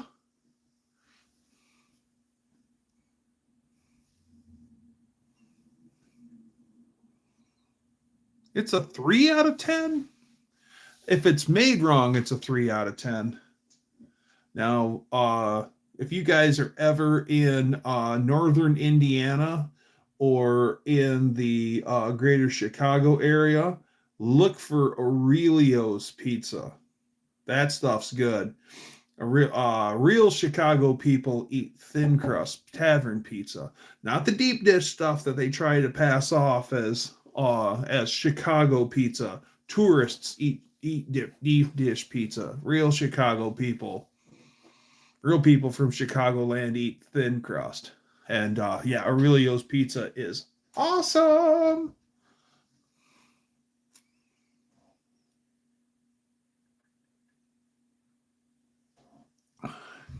Plus extra cheese, yes. Canadian bacon and sauerkraut pizza. I'm not against trying it. Never done it. You like tavern and deep dish? Yeah.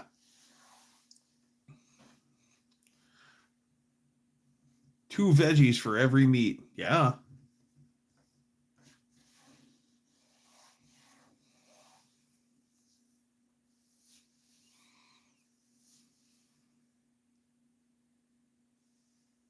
Stuffed pizza. Yeah.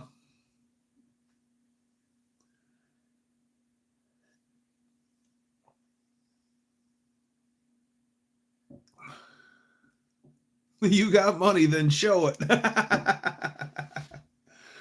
Every so often we get someone at the pizza place that wanted a deep dish pizza. And that was one that threw me for a loop. He ordered a deep dish, and thank God the boss was there. And I'm like, boss, they want a deep dish. How do we do that? And I figured it was going to be done in a pan. And he goes, here, we'll show you how to do it. And all it basically was a 12-inch dough laid out, and then you lay out uh, a larger pizza dough, and then you just stack one on top of the other to make the pizza. It was no big deal. When I worked at the pizza place, had a lady call me, and she's like, first thing out of her mouth is, I'm pregnant. Bear with me. And I'm like, okay. She goes, I want a small pizza, but how much cheese can you put on a pizza? And I'm like, oh, we can load a pizza down with cheese. But I had to warn her. I go, the most expensive thing that is the cheese. So I'm going to have to charge you through the nose for all that cheese. And she goes, you do whatever it is you feel you need to do. I want a small pizza with as much cheese as you can put on it. And I said, okay, pick up her delivery. And I actually said, seriously speaking, I don't want to deliver it because I'm afraid of what will happen. She goes, I'll come get it. I'm not too far away. I said, all right, and give us 25 minutes and show up. And then I turned to my coworker and I say, so what are we going to do? How are we going to do this? And he goes, well, we can't throw a mound of cheese on it, all over it, because the cheese is going to melt and flow and it'll run all over our oven. So what we ended up doing was we did like a cheese pyramid. We didn't put any cheese on the edge of the pizza. We piled it all up in the middle. So when it melted, it flowed out and it still had this mound of cheese over it. And so sure enough, here she comes. The minivan parks right out front. And this poor lady she's due. She's almost due. And it was expensive. I had to charge her for a boatload of cheese. And I didn't even cut it. I said I didn't even cut it for fear of it. She goes, oh, that's fine. I'll take care of it. And I open the box and show it to her. I go, will that do? And just the look of pure greed in that lady's eyes. She's just like, yes. It was so funny. So she was a happy customer.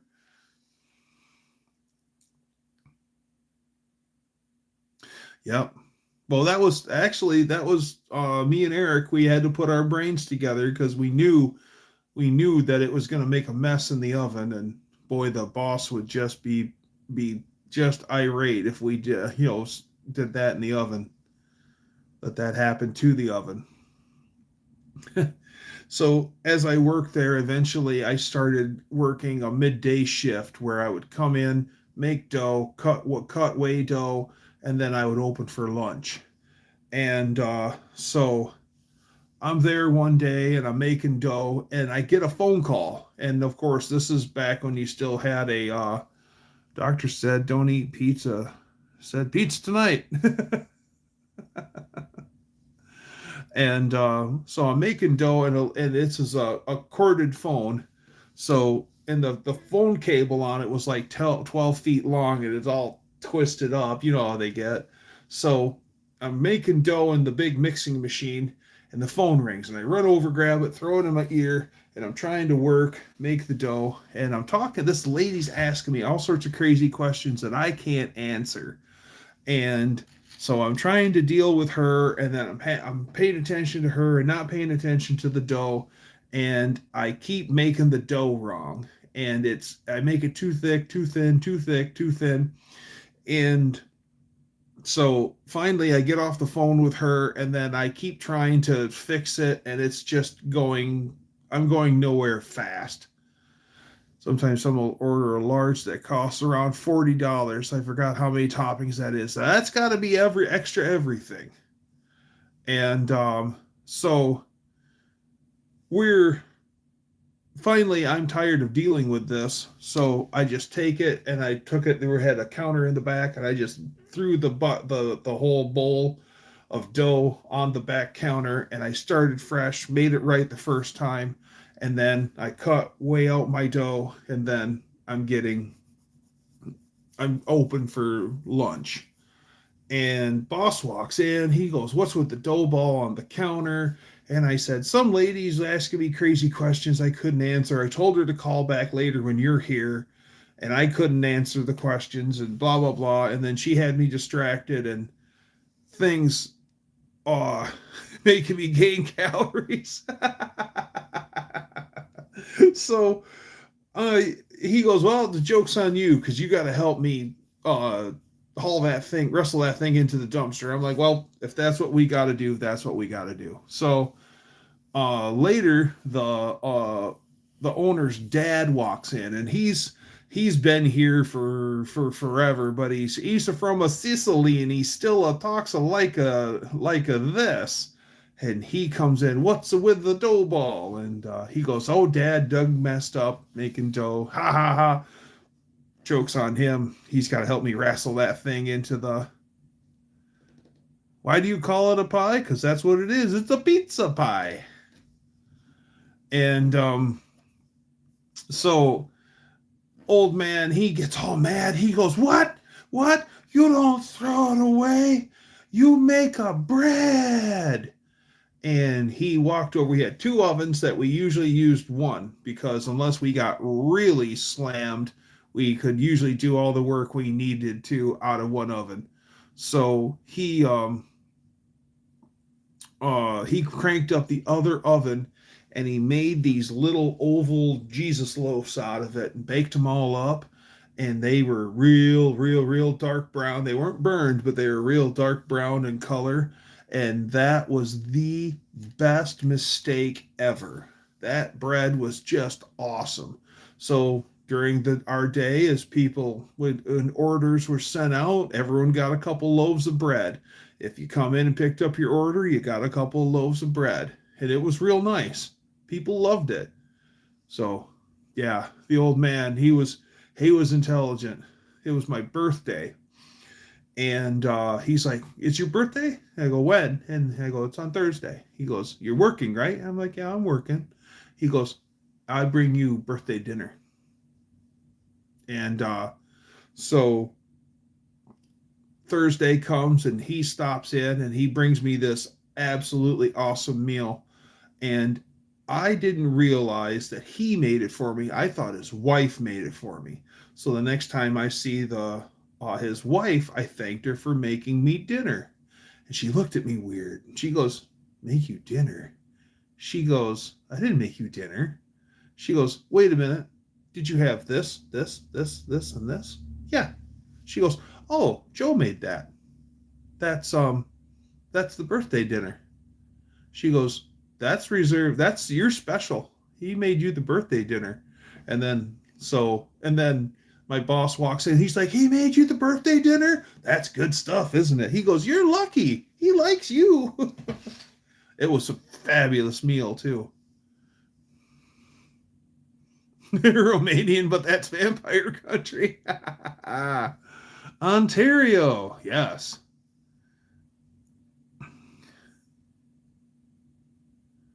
White, native, Polish, and Irish. Nice.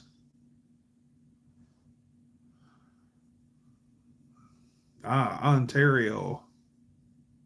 Oh, then you're straight north of me. Then I'm in Michigan. Very rarely do I see any other plates, Canadian plates around here that aren't Ontario. The only plates I've seen other than Ontario, the only Canadian plates I've seen that weren't what's my race? I'm a white guy. Um, I'm half German and I'm half French.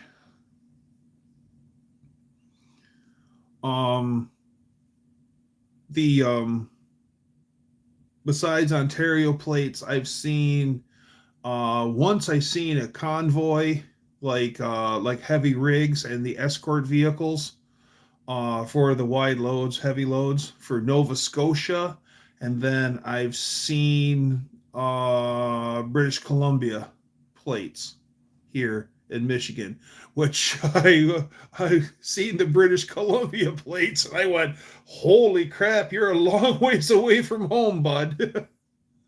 You'd be surprised how many California plates we see here in Michigan. You'd be very surprised.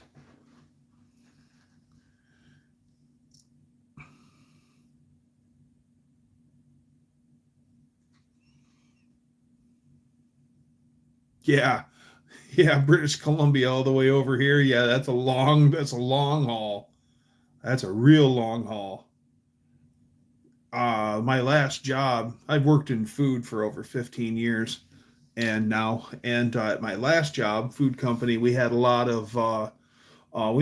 of Canadian snacks. I used to make bits and bites, which I know uh, Tactic knows exactly what I'm talking about. Bits and bites. It was a pretty good snack too, but we'd make that amongst other things. We'd have a lot of snacks that had the French and the English. I eat them; they're pretty good too. And we'd make that stuff, and so we have a lot of trucking companies come and pick up for the Canada bound stuff, and those guys are something else. Just some real nice, friendly guys, and the one guy's like, "Hey, you ever find yourself in Brampton, Ontario? Look me up."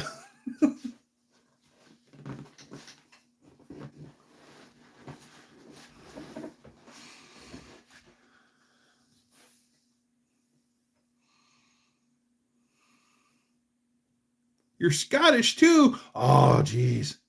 Now you've done it. No, just kidding. Now, I'm half French and I'm half German, but I have a Scottish first name. Okay.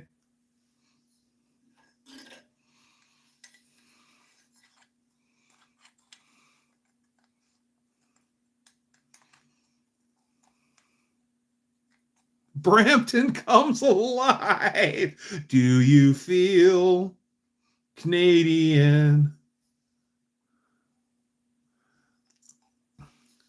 Actually, Tactic, I do prefer Canadian beer because one side of my family, I'm French Canadian, to be honest, because some of my family's from actual France, and some of my family came here, immigrated here from French Canada. So I'm French Canadian, I guess. I like my whiskey Canadian. I like my beer Canadian. I love Molson Canadian.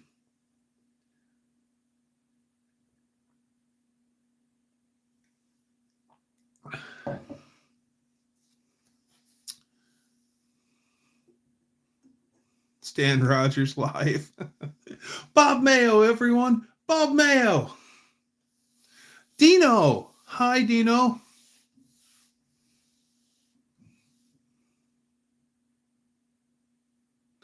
Do Canadians make any gin? I'm sure. I'm sure they do.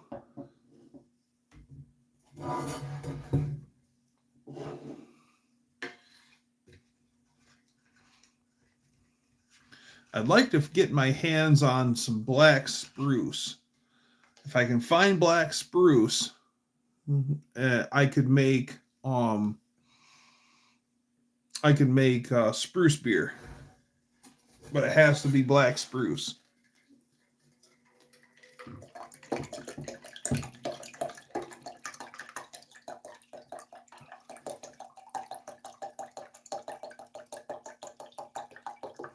Oh, maple syrup, yeah. We've had a big um. Actually, you can make sap whiskey too. There, Tactic. That's an Upper Peninsula specialty, is sap whiskey.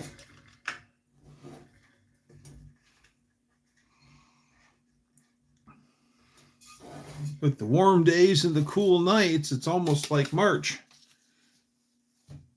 You could almost start tapping the trees. I don't think the sap's flowing as of yet. But, boy, sugaring's always a good time.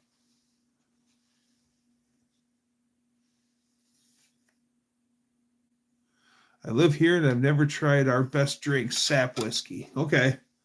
Yeah, there's those old crafty Yoopers up in the Upper Peninsula. They make sap whiskey.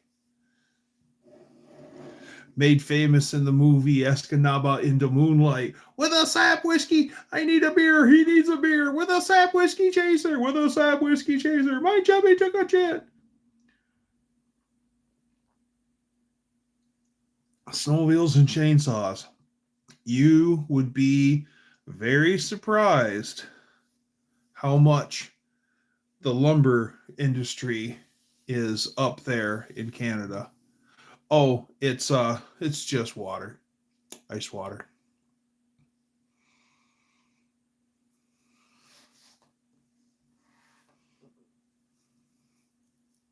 Maybe one of these nights I'll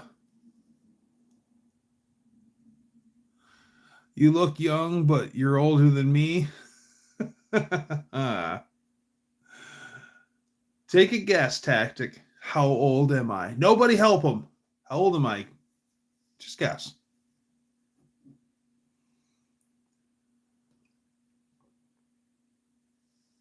37? I like it. Yeah. Yeah, I'm 37.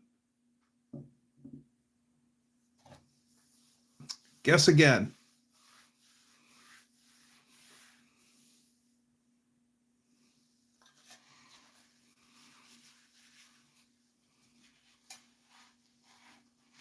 $41. Nope. Guess again. Used to get this Canadian beer in the late 80s. The bottle was molded into a socket which unscrewed the cap on your next one. Genius. That is genius. 49. I'm 48.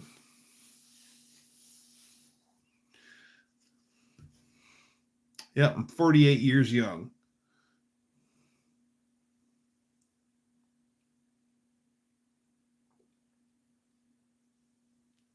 I'd like to see those beer bottles. Those sound cool. Let's go.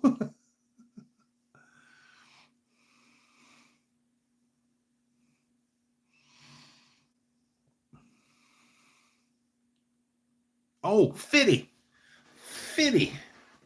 Right. All right, we're going to go for the mug shot.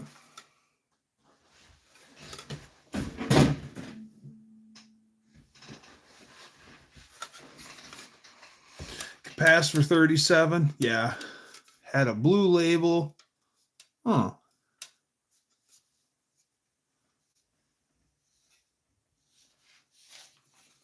Whoa. No, I already got one. My dad is 75. Yeah, my dad's 75.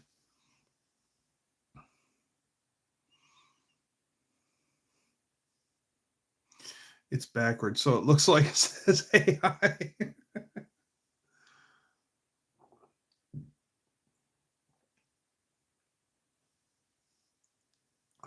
F tree fitty.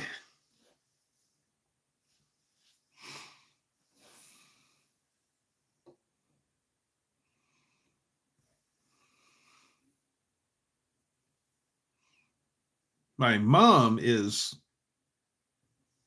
doesn't have an age. Polar beer, specifically Polar Pilsen, is a traditional 5% Venezuelan Pilsner style lager, first brewed in 1941, known as a refreshing light-bodied beer with golden color and a crisp finish.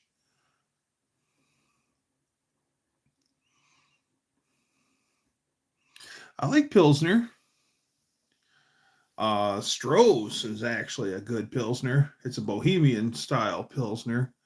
And Stroh's beer used to be brewed in Detroit. And a Stroh's is like nothing else. There's nothing else out there that I've found that tastes like a Stroh's. Stroh's is good. A lot of people don't care for it. I don't mind it. Your dad is one?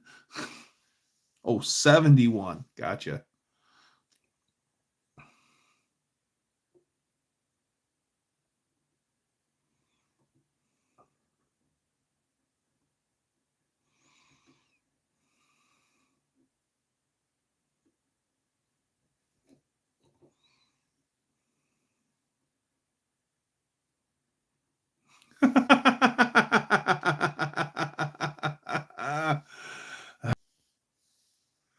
I think it was an accident.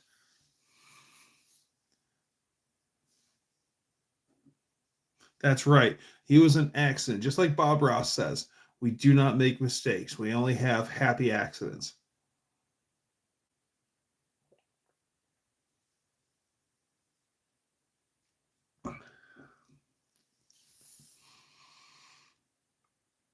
Well, when I was 18, a guy that I used to hang with, his dad was already retired when we were 18. So, to give you an idea how late in life he had my friend. As a matter of fact, my friend was a year behind me in school. His sister was a year ahead or 2 years ahead of me in school. And then he had a whole bunch of older sisters on top of that.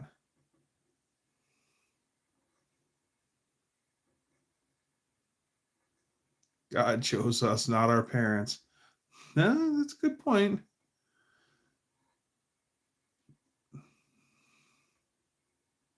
63, he wasn't an accident. Once in a happy little accident under a happy little tree.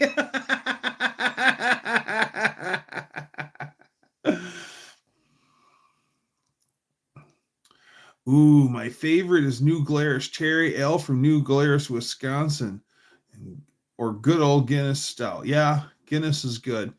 If you go to the same pub that has a keg of Guinness, and you sit there, it's, let's say you got there and it was a fresh tapped keg, and you kept going there every day.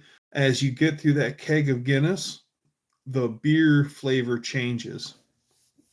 And New Glarus, my favorite New Glarus beer from New Glarus Brewing is Spotted Cow. As a matter of fact, last time that I went out west, when we were coming through Wisconsin, I must have bought $200 worth of beer. Well, I had some of it with me at No Name.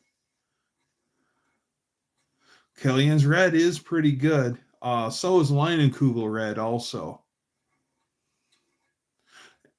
Yeah, Spotted Cow is definitely awesome. I was kind of saddened by the fact that the Leinenkugel family they closed down the Wisconsin Leinenkugel brewery. And taking off, Max. Good, take care, my friend.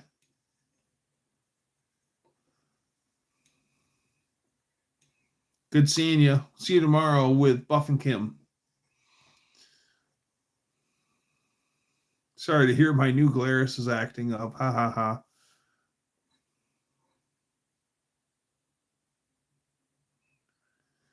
Budweiser Canada, we canceling Crown because Trump. I love Crown Royal. Remember Bad Frog? Yeah, Bad Frog beer from Frankenmuth Brewing. The one of their slogans was the frog's green, not the beer. Another one was do it froggy style. Yeah, the only reason why Bad Frog went under is because Frankenmuth Brewing had that big fire.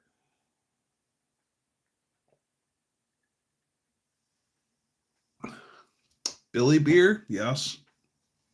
At one time, I had a 6-pack of Billy beer, full cans. And when I moved, I started, I had a whole bunch of stuff that I needed to thin the herd. So I just started going to my close friends and giving them a can of Billy beer here and there as a gift. And my last can of Billy beer went to John Cope when I visited him down the first time I visited him at his shop in Indiana. So when he's sitting at his desk on that shelf and behind his desk, there's that can of Billy beer. That's the one I gave him. And it's full.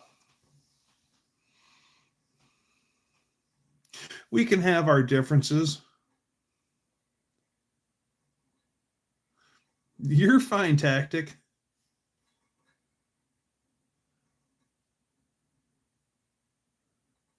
I still have a 6-pack of Romulan ale. Oh, I see.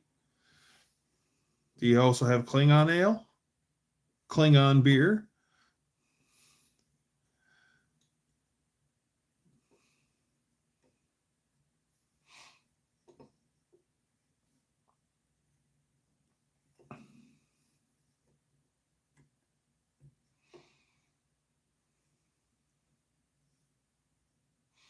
Yeah, you're definitely good.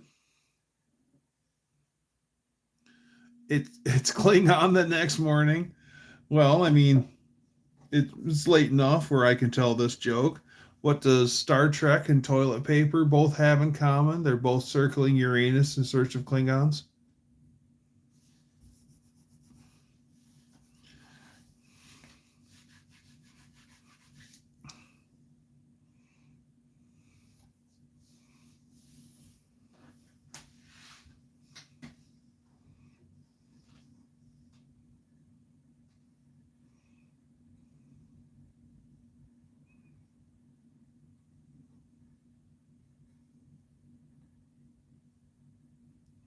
I fell in love with Klosteiser dark beer in Germany.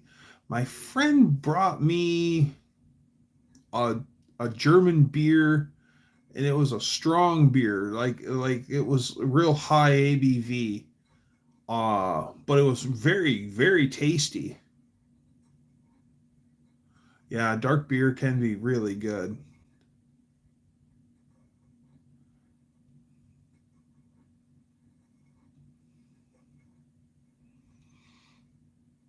They were showing in Czechoslovakia. I think it was Czechoslovakia. It was the guy took him to a pub and they serve beer in these huge clear glass liter and a half mugs, like the mugs like you see at if you watch Oktoberfest in Germany, those big kinds of liter and a half mugs or 2 liter mugs. And the well, thank you.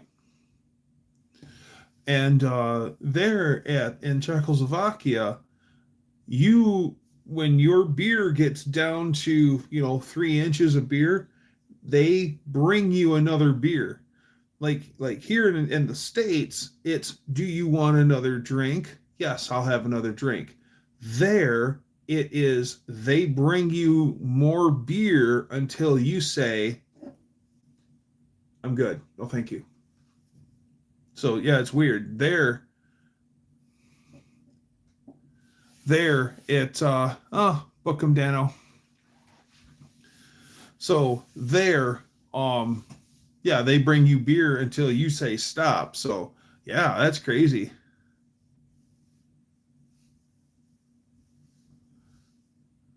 Well, Czech short for Czechoslovakia. And they were actually saying that the guy was talking about, like, traditionally um Czechoslovakian beer they called liquid bread. You could almost live off of it. It was really uh book 'em Dano, and permanently book 'em, please. Hi Ray.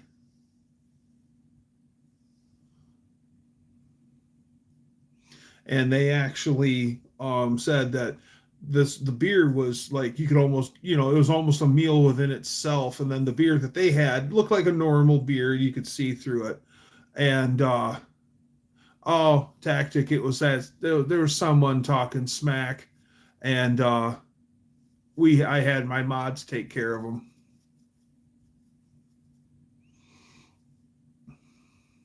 And so that beer was a lot lighter. So that was light beer for them. Yes, I do like Pilsners. Yes, I do like Pilsners. Exactly. Well, step out of line, you'll feel the wrath of my mods. A warning to all. Blue Wrench Brigade? Actually, Blue Shield now, but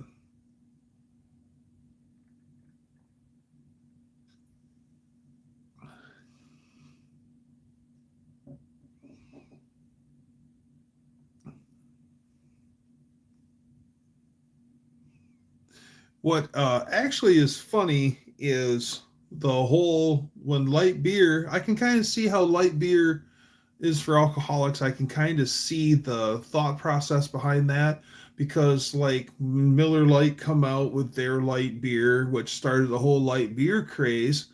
Well, all the hardcore beer drinkers love the light beer because they could drink more beer. And because full strength beer would just make them too full. And so yeah.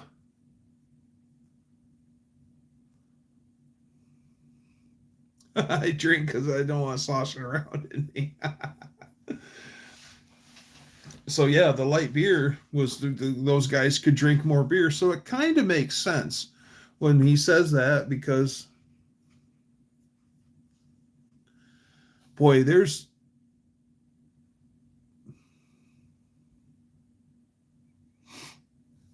I used to work with some really really bad alcoholics. There was one guy I used to work with that would drink 30 beers and a fifth of whiskey a day. It's like, how can you afford to drink that way? Coors Light isn't bad. I'd rather have Coors. I don't mind Coors Light, but I'd rather have Banquet. I'd rather have full strength.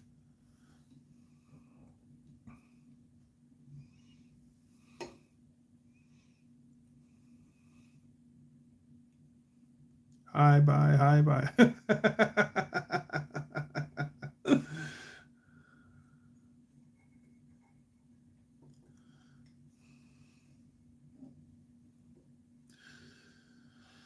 Oh, it's man, Ray, I can't believe all that cool stuff that you've been pulling out of your stash. All those Mopar parts that I thought were pretty cool, those Mopar tail lights and all the GM stuff and all the Ford stuff you've got. You've got quite the stuff you've been pulling out. No hot dogs, beers, right on. I think the S10 are going to take over the NNN this year. A whole fifth would kill me. I could work my way up to it, but I refuse to do so. Exactly.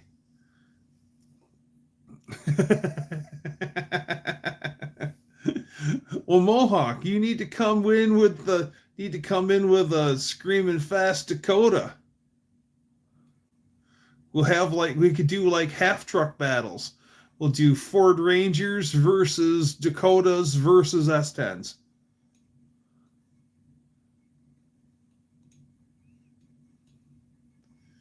Or Ford Couriers versus Chevy Loves.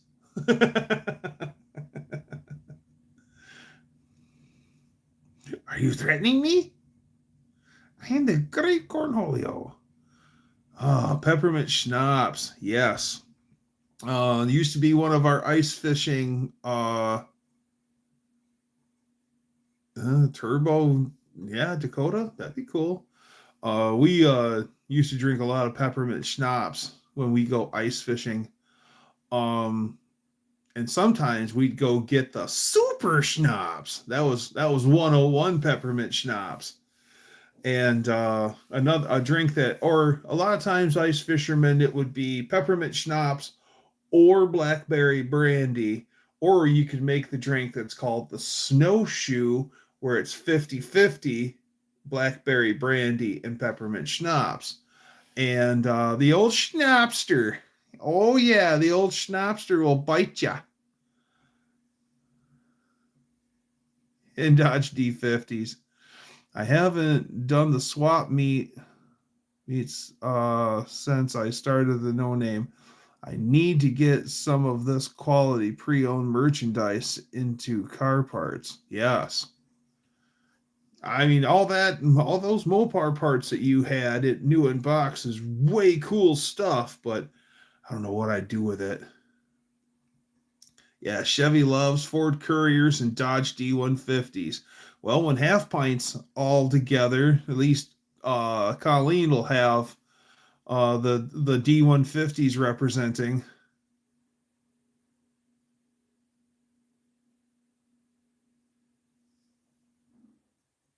Neighbor's blowing the horn again. He did this last Monday. My neighbor's a weirdo.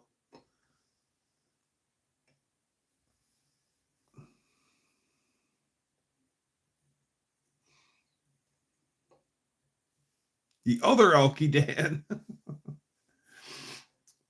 One guy I know, his Roadrunner is basically a race car with license plates, and it runs on Sunoco alcohol. He's got this really cool big metal sign in his garage that he got that says Sunoco Alky Racing on it. Planning on doing a shirt of the swap trailer setup next month. Cool. Cool.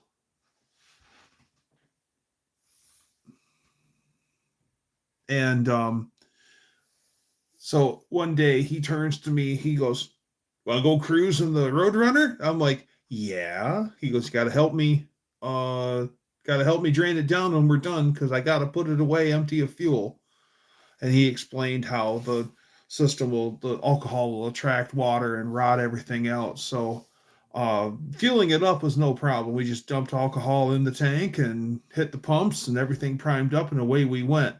But he goes, "Now when we get to the house," he pulled up. He lived in a big city, so he had a small lot, and he would switch the pumps off, pull to the end of his driveway, and back up his driveway. And by the time that he parked his car in the garage, the car would be run out of fuel. And then we had to go get catch cans and lay them underneath the car, and you'd open up the valves, and then he had a Schrader valve up by the carburetor, and then we had to drain the fuel out of the tank, and we had to drain all the lines. And yeah, so that took probably half an hour to drain down the whole system to put it to bed. But that car was a bad machine. He was a bad me. He would have kicked Tyson's butt, but he wasn't. He was one tough son of a gun. I bet he sounds it. He was also a pretty damn decent carpenter. Oh, that was Evander Holyfield, the real deal Holyfield.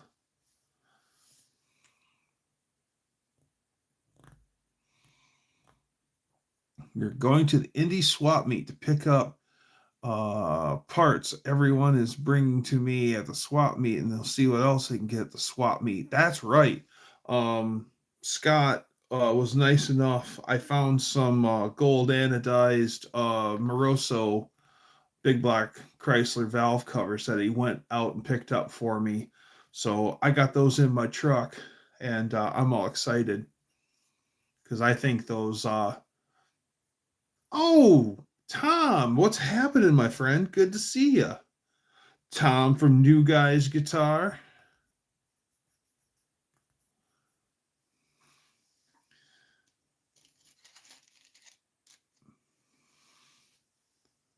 Yeah, exactly. Get rid of some stuff and pick up some stuff. Oh yeah.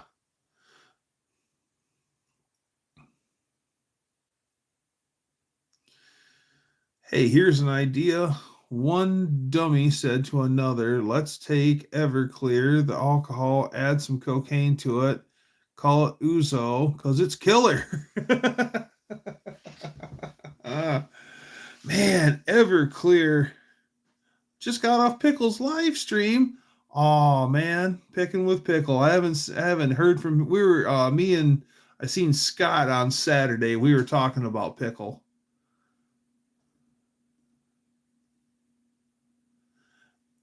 Yeah.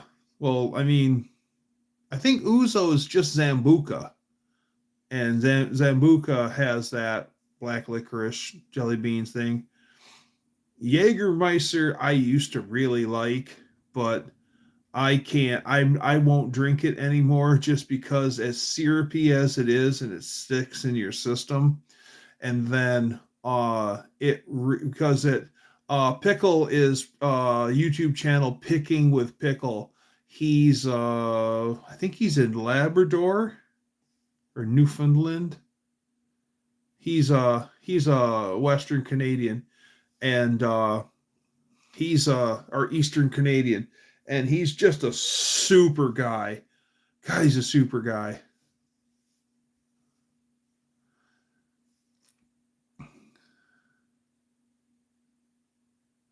Shit'll kill you. I later figured out what he meant. Oh yeah.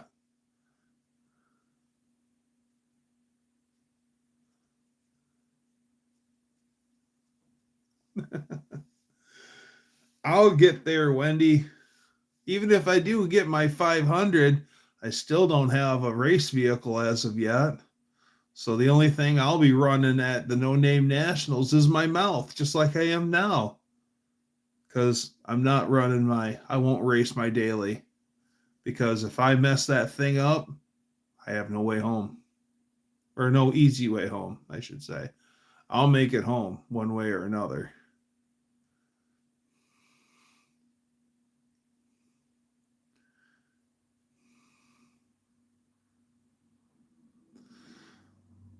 I never cared for Goldschlager is cool.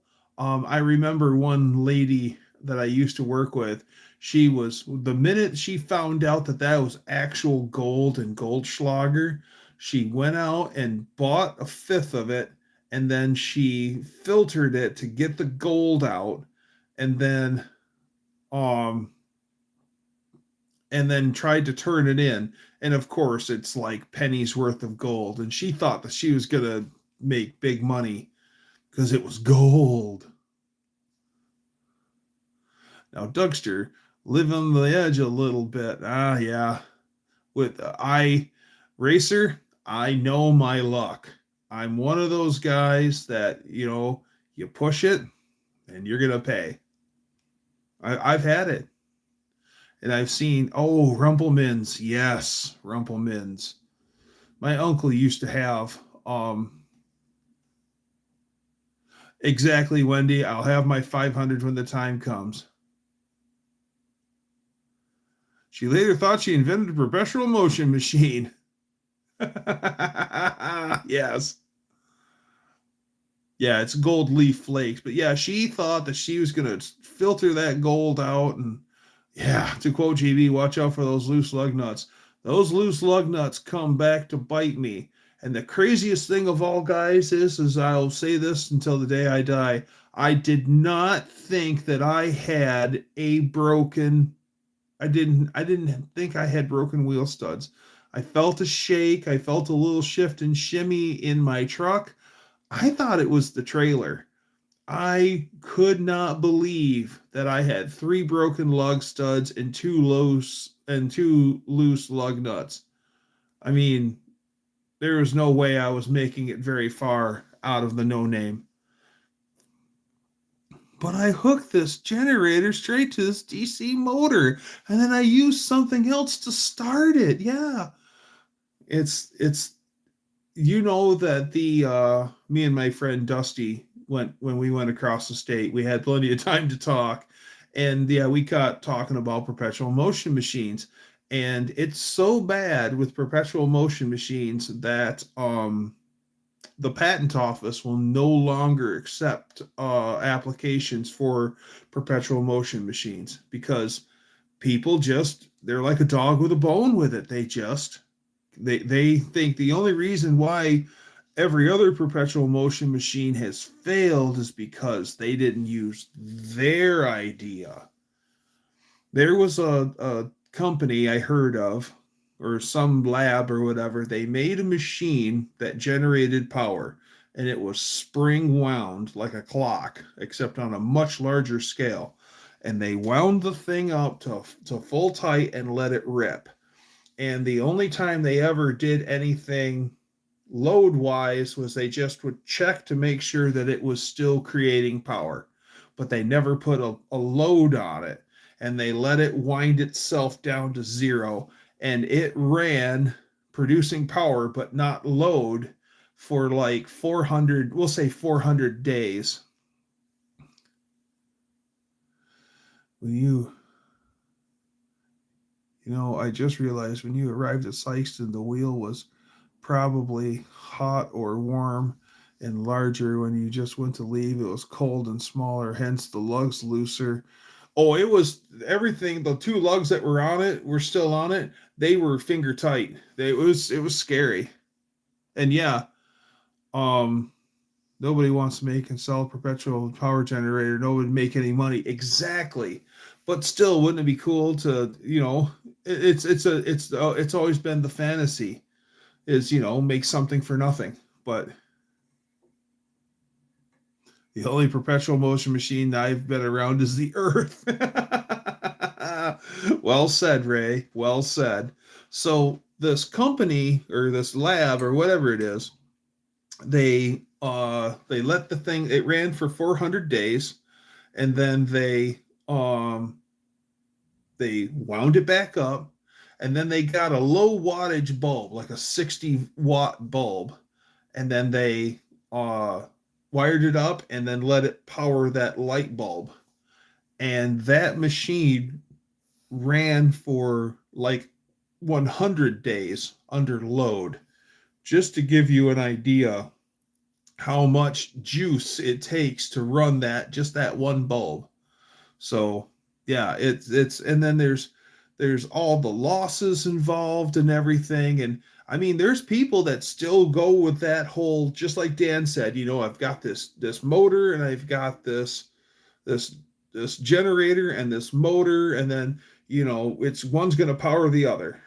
And guys get all sorts of creative. They'll put battery banks in and switches, and so it'll charge up and get the voltage right and everything. But even if you were able to make it run and be self-sufficient, so let's say I was able to run the generator, run the motor, and it all works as a self-contained system, that would be wonderful if that could happen. But as soon as you try to introduce something into it, it would kill it. But it won't even do that because it'll never actually, as a matter of fact, Ray, Coca-Cola was originally made because Dr. Pemberton was addicted to morphine. And that's why the original Coca-Cola had the coca leaves in it with the narcotics still in it, because he was going to use that to wean himself off of his morphine addiction.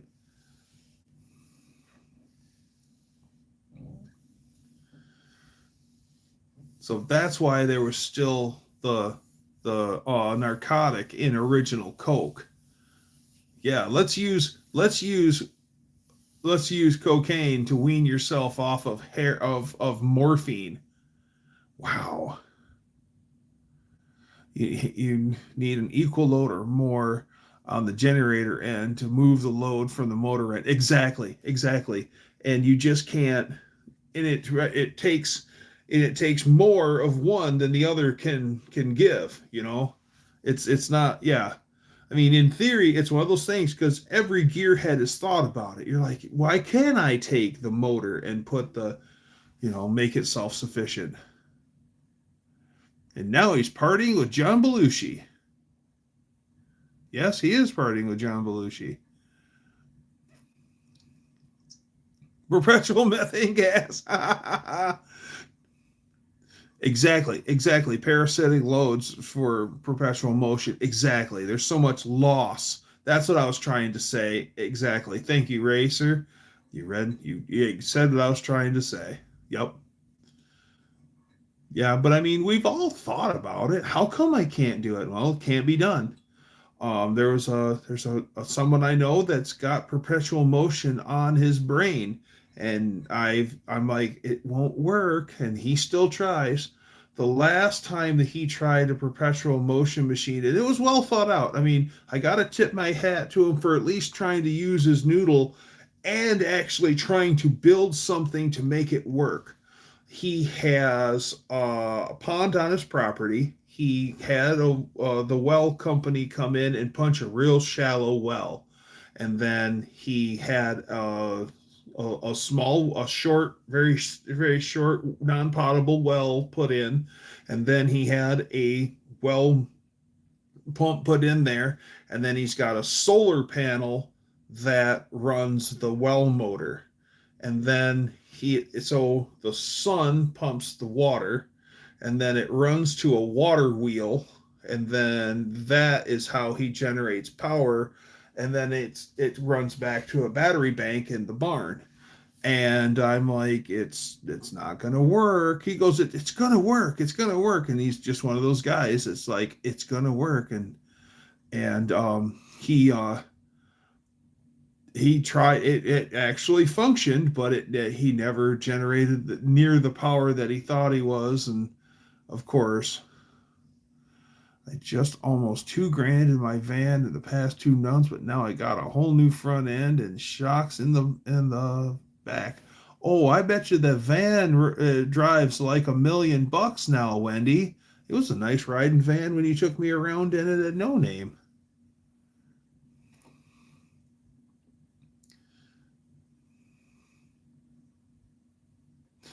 Got to remember, cocaine is a natural product, whereas morphine is a processed chemical. Oh, this is true.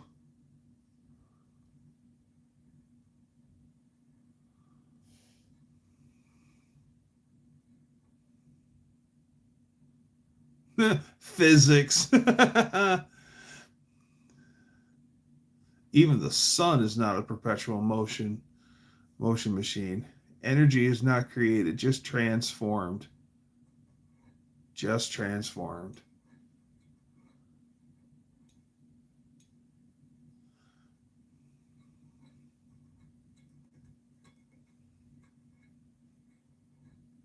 I think I get what Ray was trying to say. Or transferred.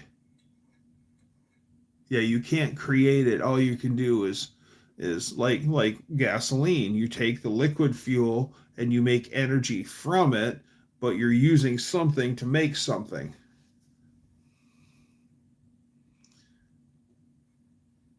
He said no rust underneath for a 2014. You know what?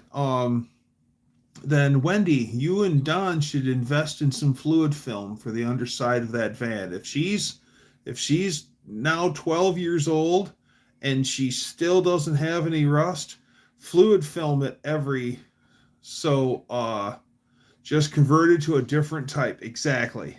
Yep, I knew what you were trying to say, Ray. Yeah, undercoat the whole underbody of that van with fluid film, period, every other year or so, and keep that thing nice, and then wash it, and wash it, and keep it nice, keep it up like that. You'll drive her forever. Good for you, Wendy. No rust is huge. Huge. That's why the soul is transformed from the body to free space. Yes. One of my favorite things is steam. I think steam is amazing. Just the I just use an oil leak for underbody rust proofing. Actually, some friends of mine, they actually use motor oil as their rust proofer. They take used motor oil and spray the underside of their vehicles, but that it doesn't. It's one of those things where you gotta go in and apply it and apply it and apply it. That fluid film stuff, 6% recycled, I believe, did a whole thing on fluid film, and that stuff actually sticks. Yeah, that oil leak, a definite oil leak. I worked on a friend of mine's first generation Dodge truck, diesel, and it had a terrible oil leak. And the whole underside of that truck from stem to stern was just the Exxon Valdez. There was no rust happening. I sold my soul to Wolverine Boots. Wolverine Worldwide is out of Rockford, Michigan. It is kind of waxy. I actually haven't been. Yeah, it is kind of waxy. Yeah, I guess I would agree to that. Ray, have to go tuck in, Mr. Sicky. Have a great night, everyone. See you Thursday. Bye, Tracy. Good night.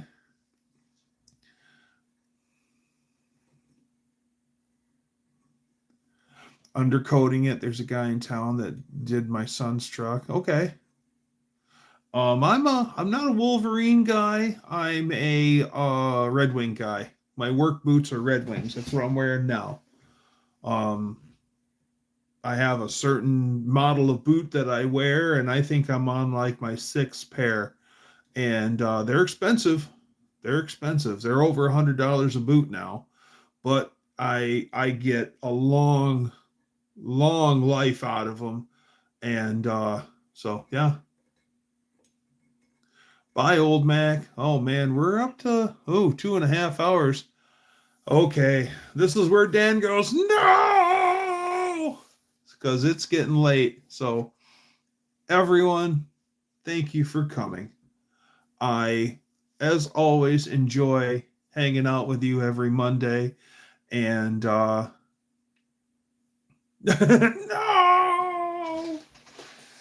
but I always enjoy hanging out with you, and I always look for. I mean, Mondays usually suck, but not no more since I've been doing this. Oh, and by the way, this is hi, Dr. G. It's going to be a hi and a goodbye. But by the way, this is 1 year anniversary. I've been doing lives now for a year, so this is episode 53 of this. So good seeing everyone. Hope to see you again next week. Let's be like the Beach Boys. Let's get together and do it again. So be here, same Dougster time, same Dougster channel. Bye, everyone.